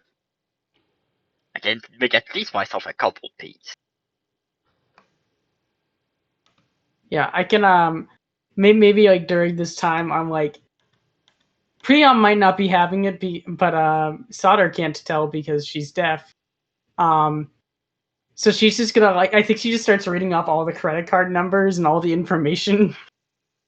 And I'm guessing you're making as much general Tinker thing purchase as you can before they yeah. get shut off. Yeah, I'm just buying a bunch of stuff. Oh, 50 computers, of course. On what computers? 50 computers. Yeah, Just at least 50. yeah.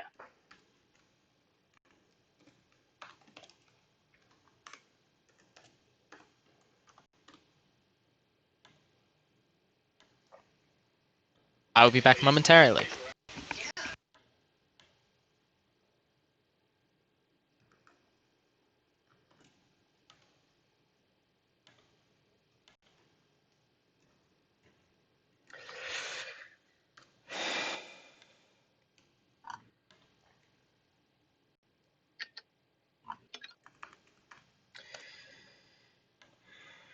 Didn't actually think we'd get this far.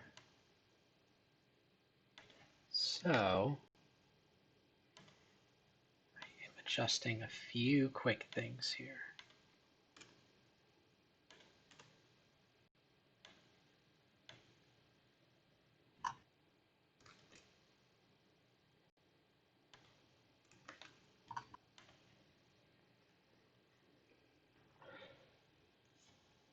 Oh wait, I see what I did wrong here.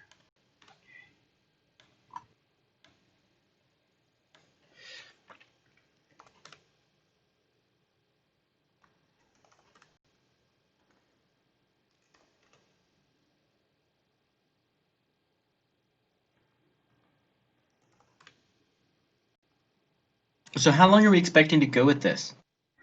We'll be done in an hour and a half at the very most. All right, cool. Just checking because I want to make sure that I have time to get some stuff done later. Yeah, I have a feeling it'll take a lot less time than that. I didn't realize when I made Rez, but Rez is honestly like kind of just hard to kill. A lot of your characters are very hard to kill for one reason or another. So I've been trying to figure out, how much I should. I want to make sure when I tweak things, I'm not taking into account the fact that Ivanushka here has the ability to put 6 points of armor between themselves and their attacks as an average. Like I got legit like the tanker, Like that's my specialty, being a Mhm. support. Yeah, And, like, no, it's great. It's really allowed us to, go a lot farther. It's really yeah, nice. and go deeper in than if we had the normal set. Like the teleporter is actually the art carry of the group. Oh yeah, Like, that's the fucking MVP of this for sure. yeah. Like every time I'm like, gosh, I wish like I wish I had a convenient way to go back to base at the drop of an hat. Yes. now I can. Y'all been smart. There's no harm in that. So yeah, I think I'm a little tempted to dial up the difficulty, but I think I'm gonna leave it as is. Because like our group is A lot of you, at like, yeah, least you're like rolling like, I don't know how common this is. Maybe tell me about some of your other PCs, but but a lot of you are like rolling like 3 H6 plus 1, to defend, or like 2 I H6 mean or whatever. I think it's that our group is not the target. The difficult group Right. won't be. Our characters were kind of built to fight an Endbringer. Yes, Let's not gonna lie. Yeah, no, that's totally true. Yeah, Yeah, that's yeah. No, I'm I totally with see. you there. I'm Like, trying to avoid well, thinking. Like I'm trying to think of like characters I played in the past. Like Restart would have just immediately died. like Yeah, skill restart kind of wise doesn't and have also anything to do here. skill wise and power wise, we're built to fight Endbringers. Like for example, there's my minion master in Tampa. All right, Mhm. I'm gonna say his power basically. He summons a minion, right? Yeah. It looks like a tiger. It has a stat line with 4 in every stat, Sure. aside from intelligence, which he doesn't have any, and he has 5 wits. Mhm. Yeah. He lowers 1 wound per turn, and if he already has a wound effect, he instead removes the wound effect, but doesn't reduce any wound Right. severity. Like, I'm kind of in this weird and spot. Oh, sorry. Go ahead. that's the power. Yeah, that sort of stuff is a lot less helpful. One of the things I'm kind of thinking about is like it's kind of hard for me to dial down the powers. Like I can't dial up the powers without making them like there's this weird gap, right? Where I think because like that a lot it's of the pretty well done. Okay, because like a lot of the attacks are like 5 up defense rolls, right? Which I feel is like a good number for like someone with like maybe just a single pip and a skill or like no skill, because that means like like I can show you all the math, but the math balances out really fucking well on paper. At least before I factor in skills. Like I haven't really factored in skills to a lot of the damage just because like there's going to be PCs who don't have any, and I guess I'm more concerned about the PC who doesn't take any points in dodge or block getting, having like no fun. You mean double trouble? Yeah, I do that attack. think that I'll be honest with you. I've completely rewritten that attack because uh, it was meant to do one thing, but I think that it was too granular to really explain what it was supposed to be doing. And I also think I didn't explain it fairly well. I do think that balance wise it's pretty good. Okay. Well, Yeah, I don't. Balance wise, it's Every turn I'm like terrified I'm gonna die. Yeah. Like Rez is like able to dodge stuff really well, but that's because Rez is using pretty much all of his resources to do that. Like he's using his power, his skill, dive. like all of that, and even then it's iffy. Yeah. Yeah. One of the things is like a lot of these attacks are very modular in how much damage they do. Like a lot of them have this ability, like a lot of them have that ability where it's like you suffer a number of moderate wounds equal to the difference. So like, Like so I like don't someone take could like damage. roll like I like that because it means that like, hey, the attack could, it means that I can have the attack be auto kill and also have a level of non-lethality to it that allows people to like just survive by the skin of their teeth and just take like, oh, you just took 2 moderate shocks. Like it gives you good range. Mm-hmm. the reason I survive also is that, like, for example, one of my skill point is not like a defensive. Mm-hmm. Yeah. Well, how are folks doing? Yeah. Are we ready to jump back in? Yeah. Okay. Is Alright. Clark here? Yeah, I'm here. All right. Okay, so yeah, so y'all pull back to this. This plaza, which is really more of just a parking lot. Let's be honest here. It's a very large parking lot in the center of this shopping center. That kind of has all these ins and outs. So it's kind of like this open sort of air style thing. And you all can see in the distance Spiral, Werdalek, and some other unknown capes are there, and they are, hammering into Behemoth. Spiral is, creating, massive amounts of, flesh and plant life, like enough to fill entire stadiums, and putting it in Behemoth's path. But despite it's useful to a degree in that it actually slows them down, but it burns really fucking well, which is another problem. And so you can see Spiral is, trying to get more and more creative with how he's using his power. Werdalek, on the other hand, is just, crawling all over him and trying to tear anytime a wound appears, he's trying to crawl into it and tear him apart from the inside as best as possible. But it is not working as well as one would hope. That said, you are here with probably about 40 capes. You recognize, a contingent of the Bratva, they're actually mostly dressed like regular kind of criminals, tracksuits, business suits, sort of Western attire sort of look, and and a few of them have weapons. They're all in primarily black colors. There's a few groups of Red Gauntlet that are all very different, and you can kind of see some of the inner politics and based on who stands with who. And you see in the center, this guy with a very large headset in a wheelchair, and he's coming forward, and you can recognize it as Priom. And Priom basically says, okay, everybody, we are running low. By my count and talking to people, every cape who's going to fight in this thing is right here with us now. Everyone else I've called to doesn't want to join, or is fleeing, or just isn't going to fight, period. So this is going to be our last stand. And you can hear, in the distance, a massive bolt of lightning, and you look over and you see Spiral, tumble out of the sky, just, smoking before, fixing his wounds with, the flesh that he has, and, trying to hop back in. So we got to make this one count. We've drawn this here, and I know a lot of you have had, a rough time of it, and a lot of you really wouldn't like to be here, because you don't fucking care what happens to these, fucking bureaucrats, or you just don't want to risk your life. Sorry and I to get interrupt that. you. Yeah, go for it. I have some things. During the old talk, I'd start texting Soldier and tell her to basically come back, because the last thing is going we're on the last stand. Yeah, and then she's anyone gonna who's able.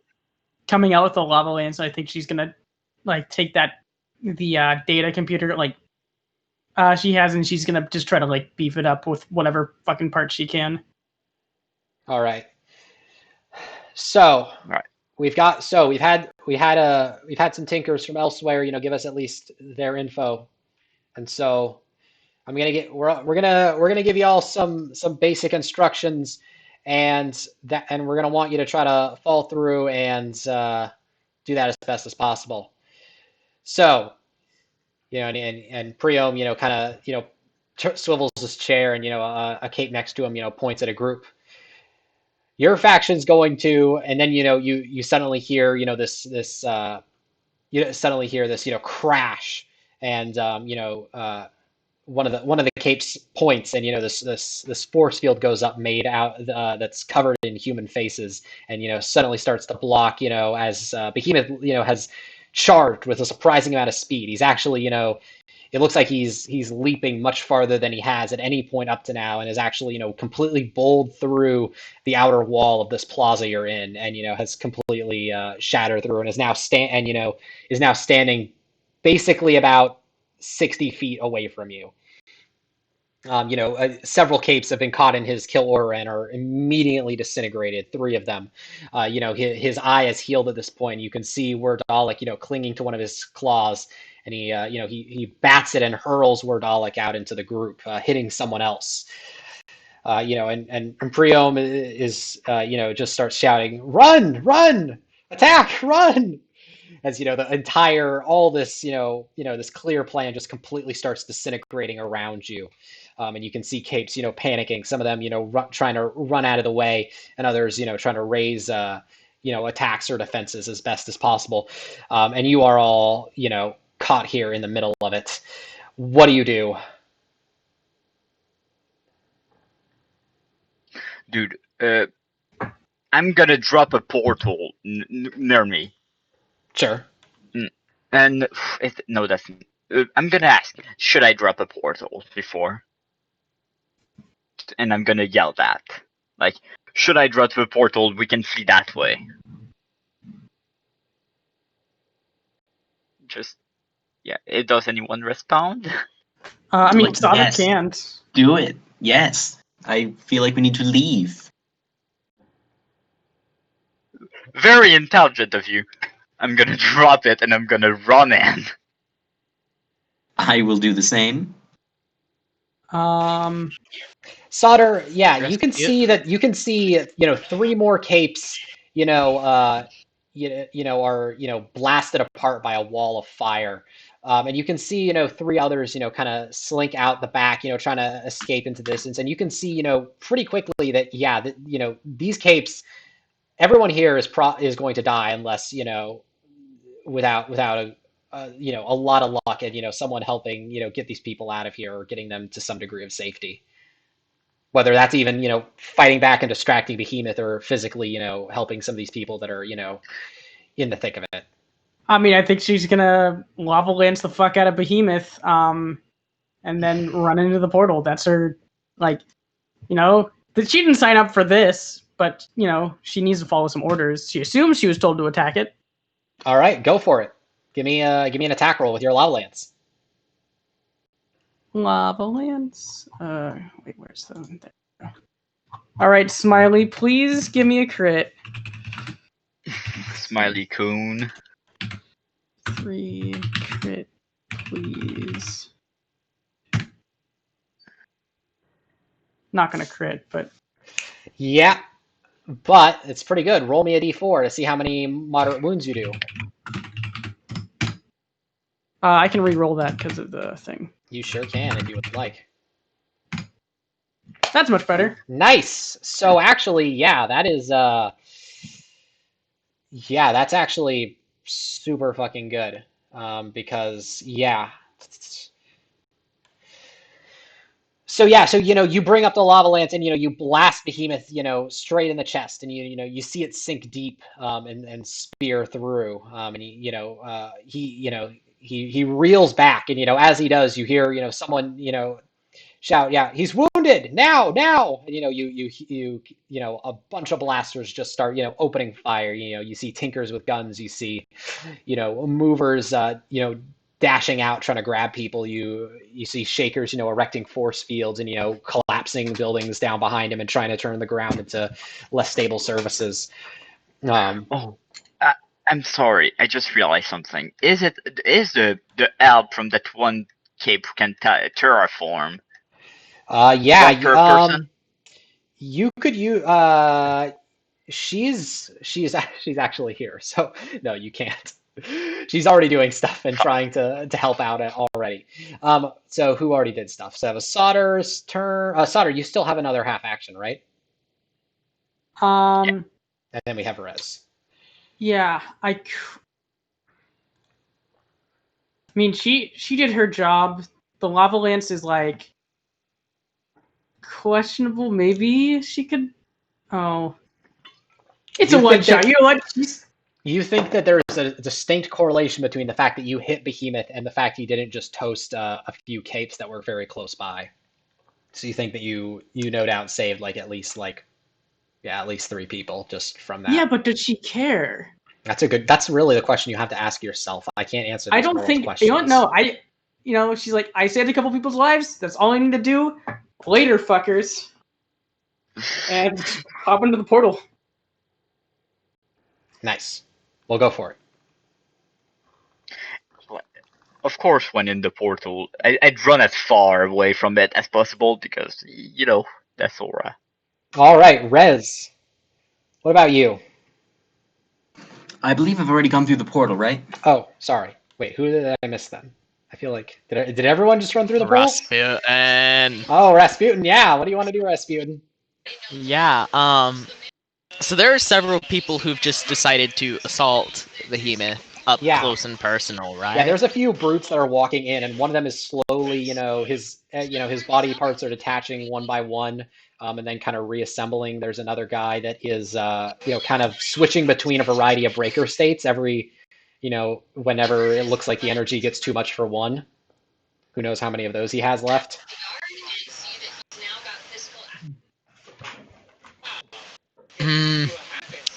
I don't think there's much I can do. Is there anyone directly 15 feet away?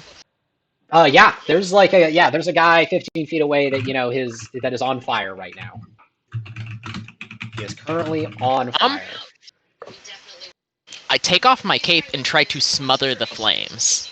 Fantastic. Yeah, you're able to do that, no problem. And yeah, you're able to do that, and you can see that the guy is actually probably just a very he's just a super tall kid. You can see kind of the zits and whatnot. He has this cape that makes him look kind of like a two-headed eagle, and he starts scrambling up to his feet, and is it's like, oh, thank you. Fuck. I'm gonna push him towards the portal. Yeah, he just goes. And then definitely, if anyone else comes if there's anyone else immediately near, I'm gonna try to herd them towards the portal. Otherwise, I'm just gonna hop through myself. I mean, there are people far, pretty close by that are also, currently attacking, and that seem you can see they're fighting for their lives and trying to do what they do. There's a clutch of blasters that all seem to have the same power, and you can see someone standing behind them, touching them all repeatedly before they shoot. But they're all sweating bullets, and you can see blood running down one of their faces. But they don't seem to have seen the portal. But if you go further and try to help them, then you're going to get farther away from the portal yourself.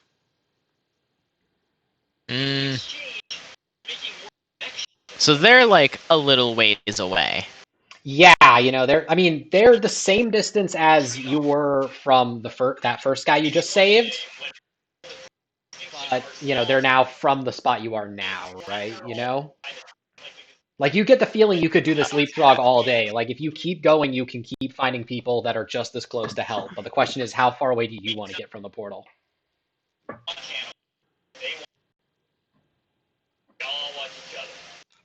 I'll try to help them if they're the closest, and then I'll go through the portal myself. Yeah, sure. So you're able to go to them, and you tap on one of the guy's shoulders. I can't right now. What is it? I have to concentrate. And you can see there's the guy a portal. Keep touching them. Go. They stop and glance for a moment. And they all turn and look to the guy that was touching them, and he just kind of nods, and then they all start moving with you. I'm gonna need you. All right, so I'm gonna need you to. So as this happens, you see Behemoth, raise up a taloned hand and point it at your group that is kind of now close together, and suddenly this white hot cone, almost a laser of fire, just spears out towards you all. I'm gonna need a defense roll, 5+. From who? Cool. From Rasputin. If y'all aren't on the battlefield at this point, yeah, y'all can relax for a little bit. We'll come around to you next round. Right. A 5. A 5. Okay, so you're right on the money. So yeah, two of these guys go up and smoke instantly, and but the other two, come through the portal with you. So yeah, you're all in the portal now. And the question is, what do you do now? You can, if you keep the portal open, you can see outside, capes are dying as they're fighting and whatnot. How's Priam doing? Priam is dead. He was one of the first people hit, actually. Fuck. I think I'm gonna yell like, get away from the portal, and I'm gonna yeet one of the well in front of it to try and help. Maybe if something's directly attacking the portal, Sure. So like you're to gonna, block it away from Behemoth, right? sure, Then you're I'm trying to gonna block the portal from getting hit with this well. Sure. then I'm gonna run full speed outside. You gotta run out of the To get portal away. and get back and go back into the. No, like run a like Oh, it I see. teleports us inside the Right or inside. like So you're gonna go out into the your farm or wherever your base is, right? just as far away as I can from the portal. Yeah, that sounds good. So yeah, sure, you're able to do that. So basically, my question is anyone going to go back and try to help anybody? If there's someone there that like, I got this is what was that Cauldron Cape's name again? Sorvest? Yeah, if Swordfish shows up, I think she would walk out and take another shot with the lava lance. No, Sorvest ain't here.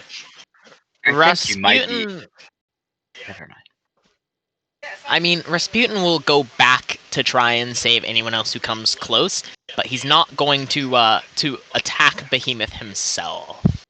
No, that's fair. Yeah. Would be foolish. Would be foolish. Would be foolish.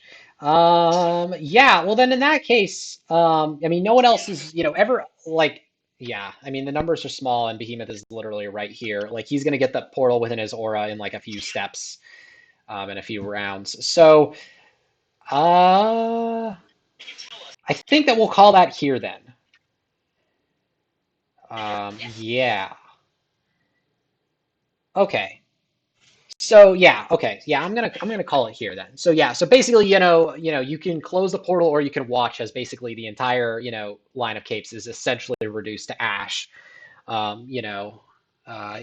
few people are able to escape here and there, but for the most part, yeah, Behemoth, kind of, broke through and has thrown them into chaos and, is quickly mopping up what remains of the capes. A fair amount escape, but not enough that you think would be able or going to make this fight go any further. Do you want me to enter epilogue mode and we can kind of wrap that sort of stuff up? Yeah. Yeah. Right. 1 second. I had to go answer the door, so I missed the last like 30 seconds. Was there anything important that happened, or just Behemoth continuing to murder people? Yeah. Just Behemoth murdering people. Yeah, so y'all are safe. You close out the portal, and I don't know, I imagine most of you are pretty bent out of shape in one way or another, maybe emotionally, physically, spiritually. And so, yeah, you might monitor the fight going the rest of the day. And basically what happens is the military steps up its game as much as possible, but it just doesn't do anything. Casualties mount continually. They're not going to get as bad as Kyushu, but we are talking a couple million people. The capes, later on in the day, Red Gauntlet sends out a message that, breaking down the exact death toll, letting everybody know exactly what happened and, what the battle plan was and where things went right and where things went wrong. And they basically explain that, we are officially stopping any and all attempts to work with the Russian military on anything. We will show up again to fight Behemoth with better plans and better capes, but we apologize for, they basically apologize for the lack of preparedness and the lack of success here. And they urge to some degree to that there's a strong push that they're saddened that more capes weren't around. And while they don't say they want Western capes, they definitely wouldn't have opposed. They say things like they wish capes from Europe that the suits had been allowed to show up. But information comes to light pretty soon after the Russians specifically told the Protectorate and the suits that they weren't allowed to show up, despite them asking basically every 30 minutes throughout the battle. So how do you think y'all react and continue from this? You have Wildcard here, who's at, actually, word of that gets into this big report that Red Gauntlet sends out that basically says, the Russian military is absolutely, is going to brutal lengths to, do this, and they actually, explain that this thing was found. Like, I think that at least Ivanushka is like, he's stress buying stuff with his newly found $1 billion. Yeah, y'all have actually been able to make a pretty substantial amount of money from the credit cards from solder Like, purchasing, and then right after he's you're able to get a pretty good amount of stuff. Like, he tries not to think too much of like what's happening and like how fucked up it is, and he's just like racking up as many purchases as he can get without thinking about it. Yeah. No, that's totally understandable. I mean, after this, Moscow is labeled an uninhabitable city. I mean, like the actual center of Moscow, like people still live in the suburbs a little bit, but Behemoth basically at one point, tunnels underneath the city and destabilizes it and releases radioactive material underneath, so that, yeah, it's not good. Does Cyan actually show up? Cyan doesn't show up in this fight. No, this is one of the big losses for this base. I mean, this is, yeah. From my talking with and my reading, like, yeah, this is one of the bigger losses to the Edinbringers on record, right? Like this and Lausanne and like Kyushu and Newfoundland, like Moscow's up there as like one of the really bad examples of like one of the bad days, as legend would put it, right? Casualty count is easily in the 75% range for this fight among most capes. Probably just because like the Russian capes just aren't as organized as a lot of the other places that get hit, and the fact that the Russian government decided to use military technology, which seemed to make the Behemoth use worse and worse tactics as the battle went on. Like for the first part, like they were kind of allowing the capes to do some and shelling him from afar, and then they started like actually using serious airstrike, and that was not a good move. He just escalated way too fast from there. So the battle actually only lasts like probably, I don't know, 6-8 hours, but yeah. Without actual capes to distract him, he just kind of ruins Moscow for everyone, and the capital gets moved to St. Petersburg. But y'all make a pretty big penny from this, actually. Your capes are able to move up in the Red Gauntlet ranks. Do we stay in Russia though? Like I think there's like a real serious talk among our group if we stay in Russia. Especially after that whole fiasco. Like if another Endbringer fight happens, that could be really bad. Yeah. I think Rez would probably want to stay to try to rescue more capes from being, turned into wild card. Oh. So maybe that's what we start doing. Is like we use our newfound wealth to stop capes from getting gulagged. Rasputin was not member of the group, but he would be Rasputin- willing to join such a wonderful cause. Yeah, I think we like let you join, but like with like the caveat, you have to change your name from Rasputin so we don't get gibbed. Rasputin is fucking Russia's Florida man. Oh no. Yeah, I think Solder probably finds like a not a dirty doctor, but like a dirty doctor who's willing to repair her hearing because she has money. She can get that done, probably. Yeah. Yeah, actually, your hearing is only blasted for 3 objectives. So you're fine. Like, it comes back eventually. Like, yeah, you can actually, yeah. Or you can get a shady doctor. That actually sounds better. Shady Doctor is more fun. Yeah, Shady Doctor is more fun. So. If there's anything I've learned from Call of Cthulhu is that Shady Doctor is more fun. Oh yeah. So that was Summer of Behemoth, Behemoth versus Moscow. I'm gonna be honest. I had a lot of fun, and it's given me a lot to think about, and this has been super helpful. I really liked it. Okay. Yeah, I had a Oh, lot it's of been a it. Was really blast. cool. I think it would be even more fun in an actual game because like it would have even more stakes if the capes that die you actually know. Oh Right. god, yeah, I can't imagine having done this during like Boulder. That would have been nuts. Like Oh you yeah, that's need- crazy. Because like some of the capes that Double died, Trouble I'll be thing honest, I was- didn't even was remember terrible. their names.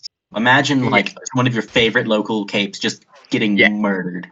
Yeah, like the fucking finale. Oh god, because like yeah, we had like a Bubble from a personal PC. She got gimped. absolutely destroyed. 2 critical shocks straight to the face. Yeah, no, like that stuff's like that's really the sort of thing that I think I'm gonna do next time. Like Winter of Seamerg, I think I am actively going to find GMs who will be okay with me dropping the Seamerg on their campaigns, rather than going about Cough. it I mean, this it way. can This is be open. it can be a UA game of a campaign. Yeah, it could be that too. We could. I mean, one of the things that I thought for You. this that I might steal for Yeah. that is You- Toy Box Memories. So in fact, it's just downloaded Toy Box Memories to kind of be an AU. So we might do something like that. But Well, I do yeah, have one thing that I found weird a bit throughout the fight. How messed up Behemoth got. Like, oh, we cut off limbs, and I feel like from what the book tells us, that's something that's like basically never done. hmm yeah. So I mean, that is pretty rare. Mostly, yeah. I think my description of the Endbringer is something I would want to work on in retrospect. I wasn't too happy. I don't think I focused on the right things here and there. Um, I think like the level of damage I see them taking, can vary a little bit here and there based on what they take, because like there is that distinction between inner and outer, layers. Yeah. One thing I'm gonna put this in, but I don't want y'all to fill it all out yet now because I'm gonna debrief. But I'm gonna throw a Google Doc. There's a Google survey. This is the Summer Behemoth After Action Report. I mean, I'm not gonna force any of you to take it, but let me just say that this is like gonna be huge for me and Beluga and Emprex in like, debriefing and going over what works and what didn't and what needs tweaking. I'll say this. Recently, we have the 2 things we've tweaked is some of the objectives as well as the percent chance of attacks. We thought that the percent chances were too low. Just that we would rather have more attacks and maybe downgrade the damage of the attacks, to be honest. But so you got a lot more of the attacks during this one, not only because you were fighting, but because we upped those numbers just a little bit. And we also played around with the damage. So the damage y'all needed to deal was less, and the number of rounds you needed to fight was less. So if I can give you a quick sort of example, so that fight near the St. Peter's statue, y'all needed to deal 14 moderate wounds and 2 criticals. And y'all dealt the 14 moderate wounds in like the 3rd round, no problem. But it was that 4th round where you were having trouble getting the crits until Wildcard rolled enough to deal a crit, and Solder and Ivanushka got the cannon working there. So that's kind of an idea of how that kind of worked. And so I've been kind of thinking about and part of that was a problem because I think this is a very defensive squad and not as offensive maybe. Oh, what rip? I'm disconnected.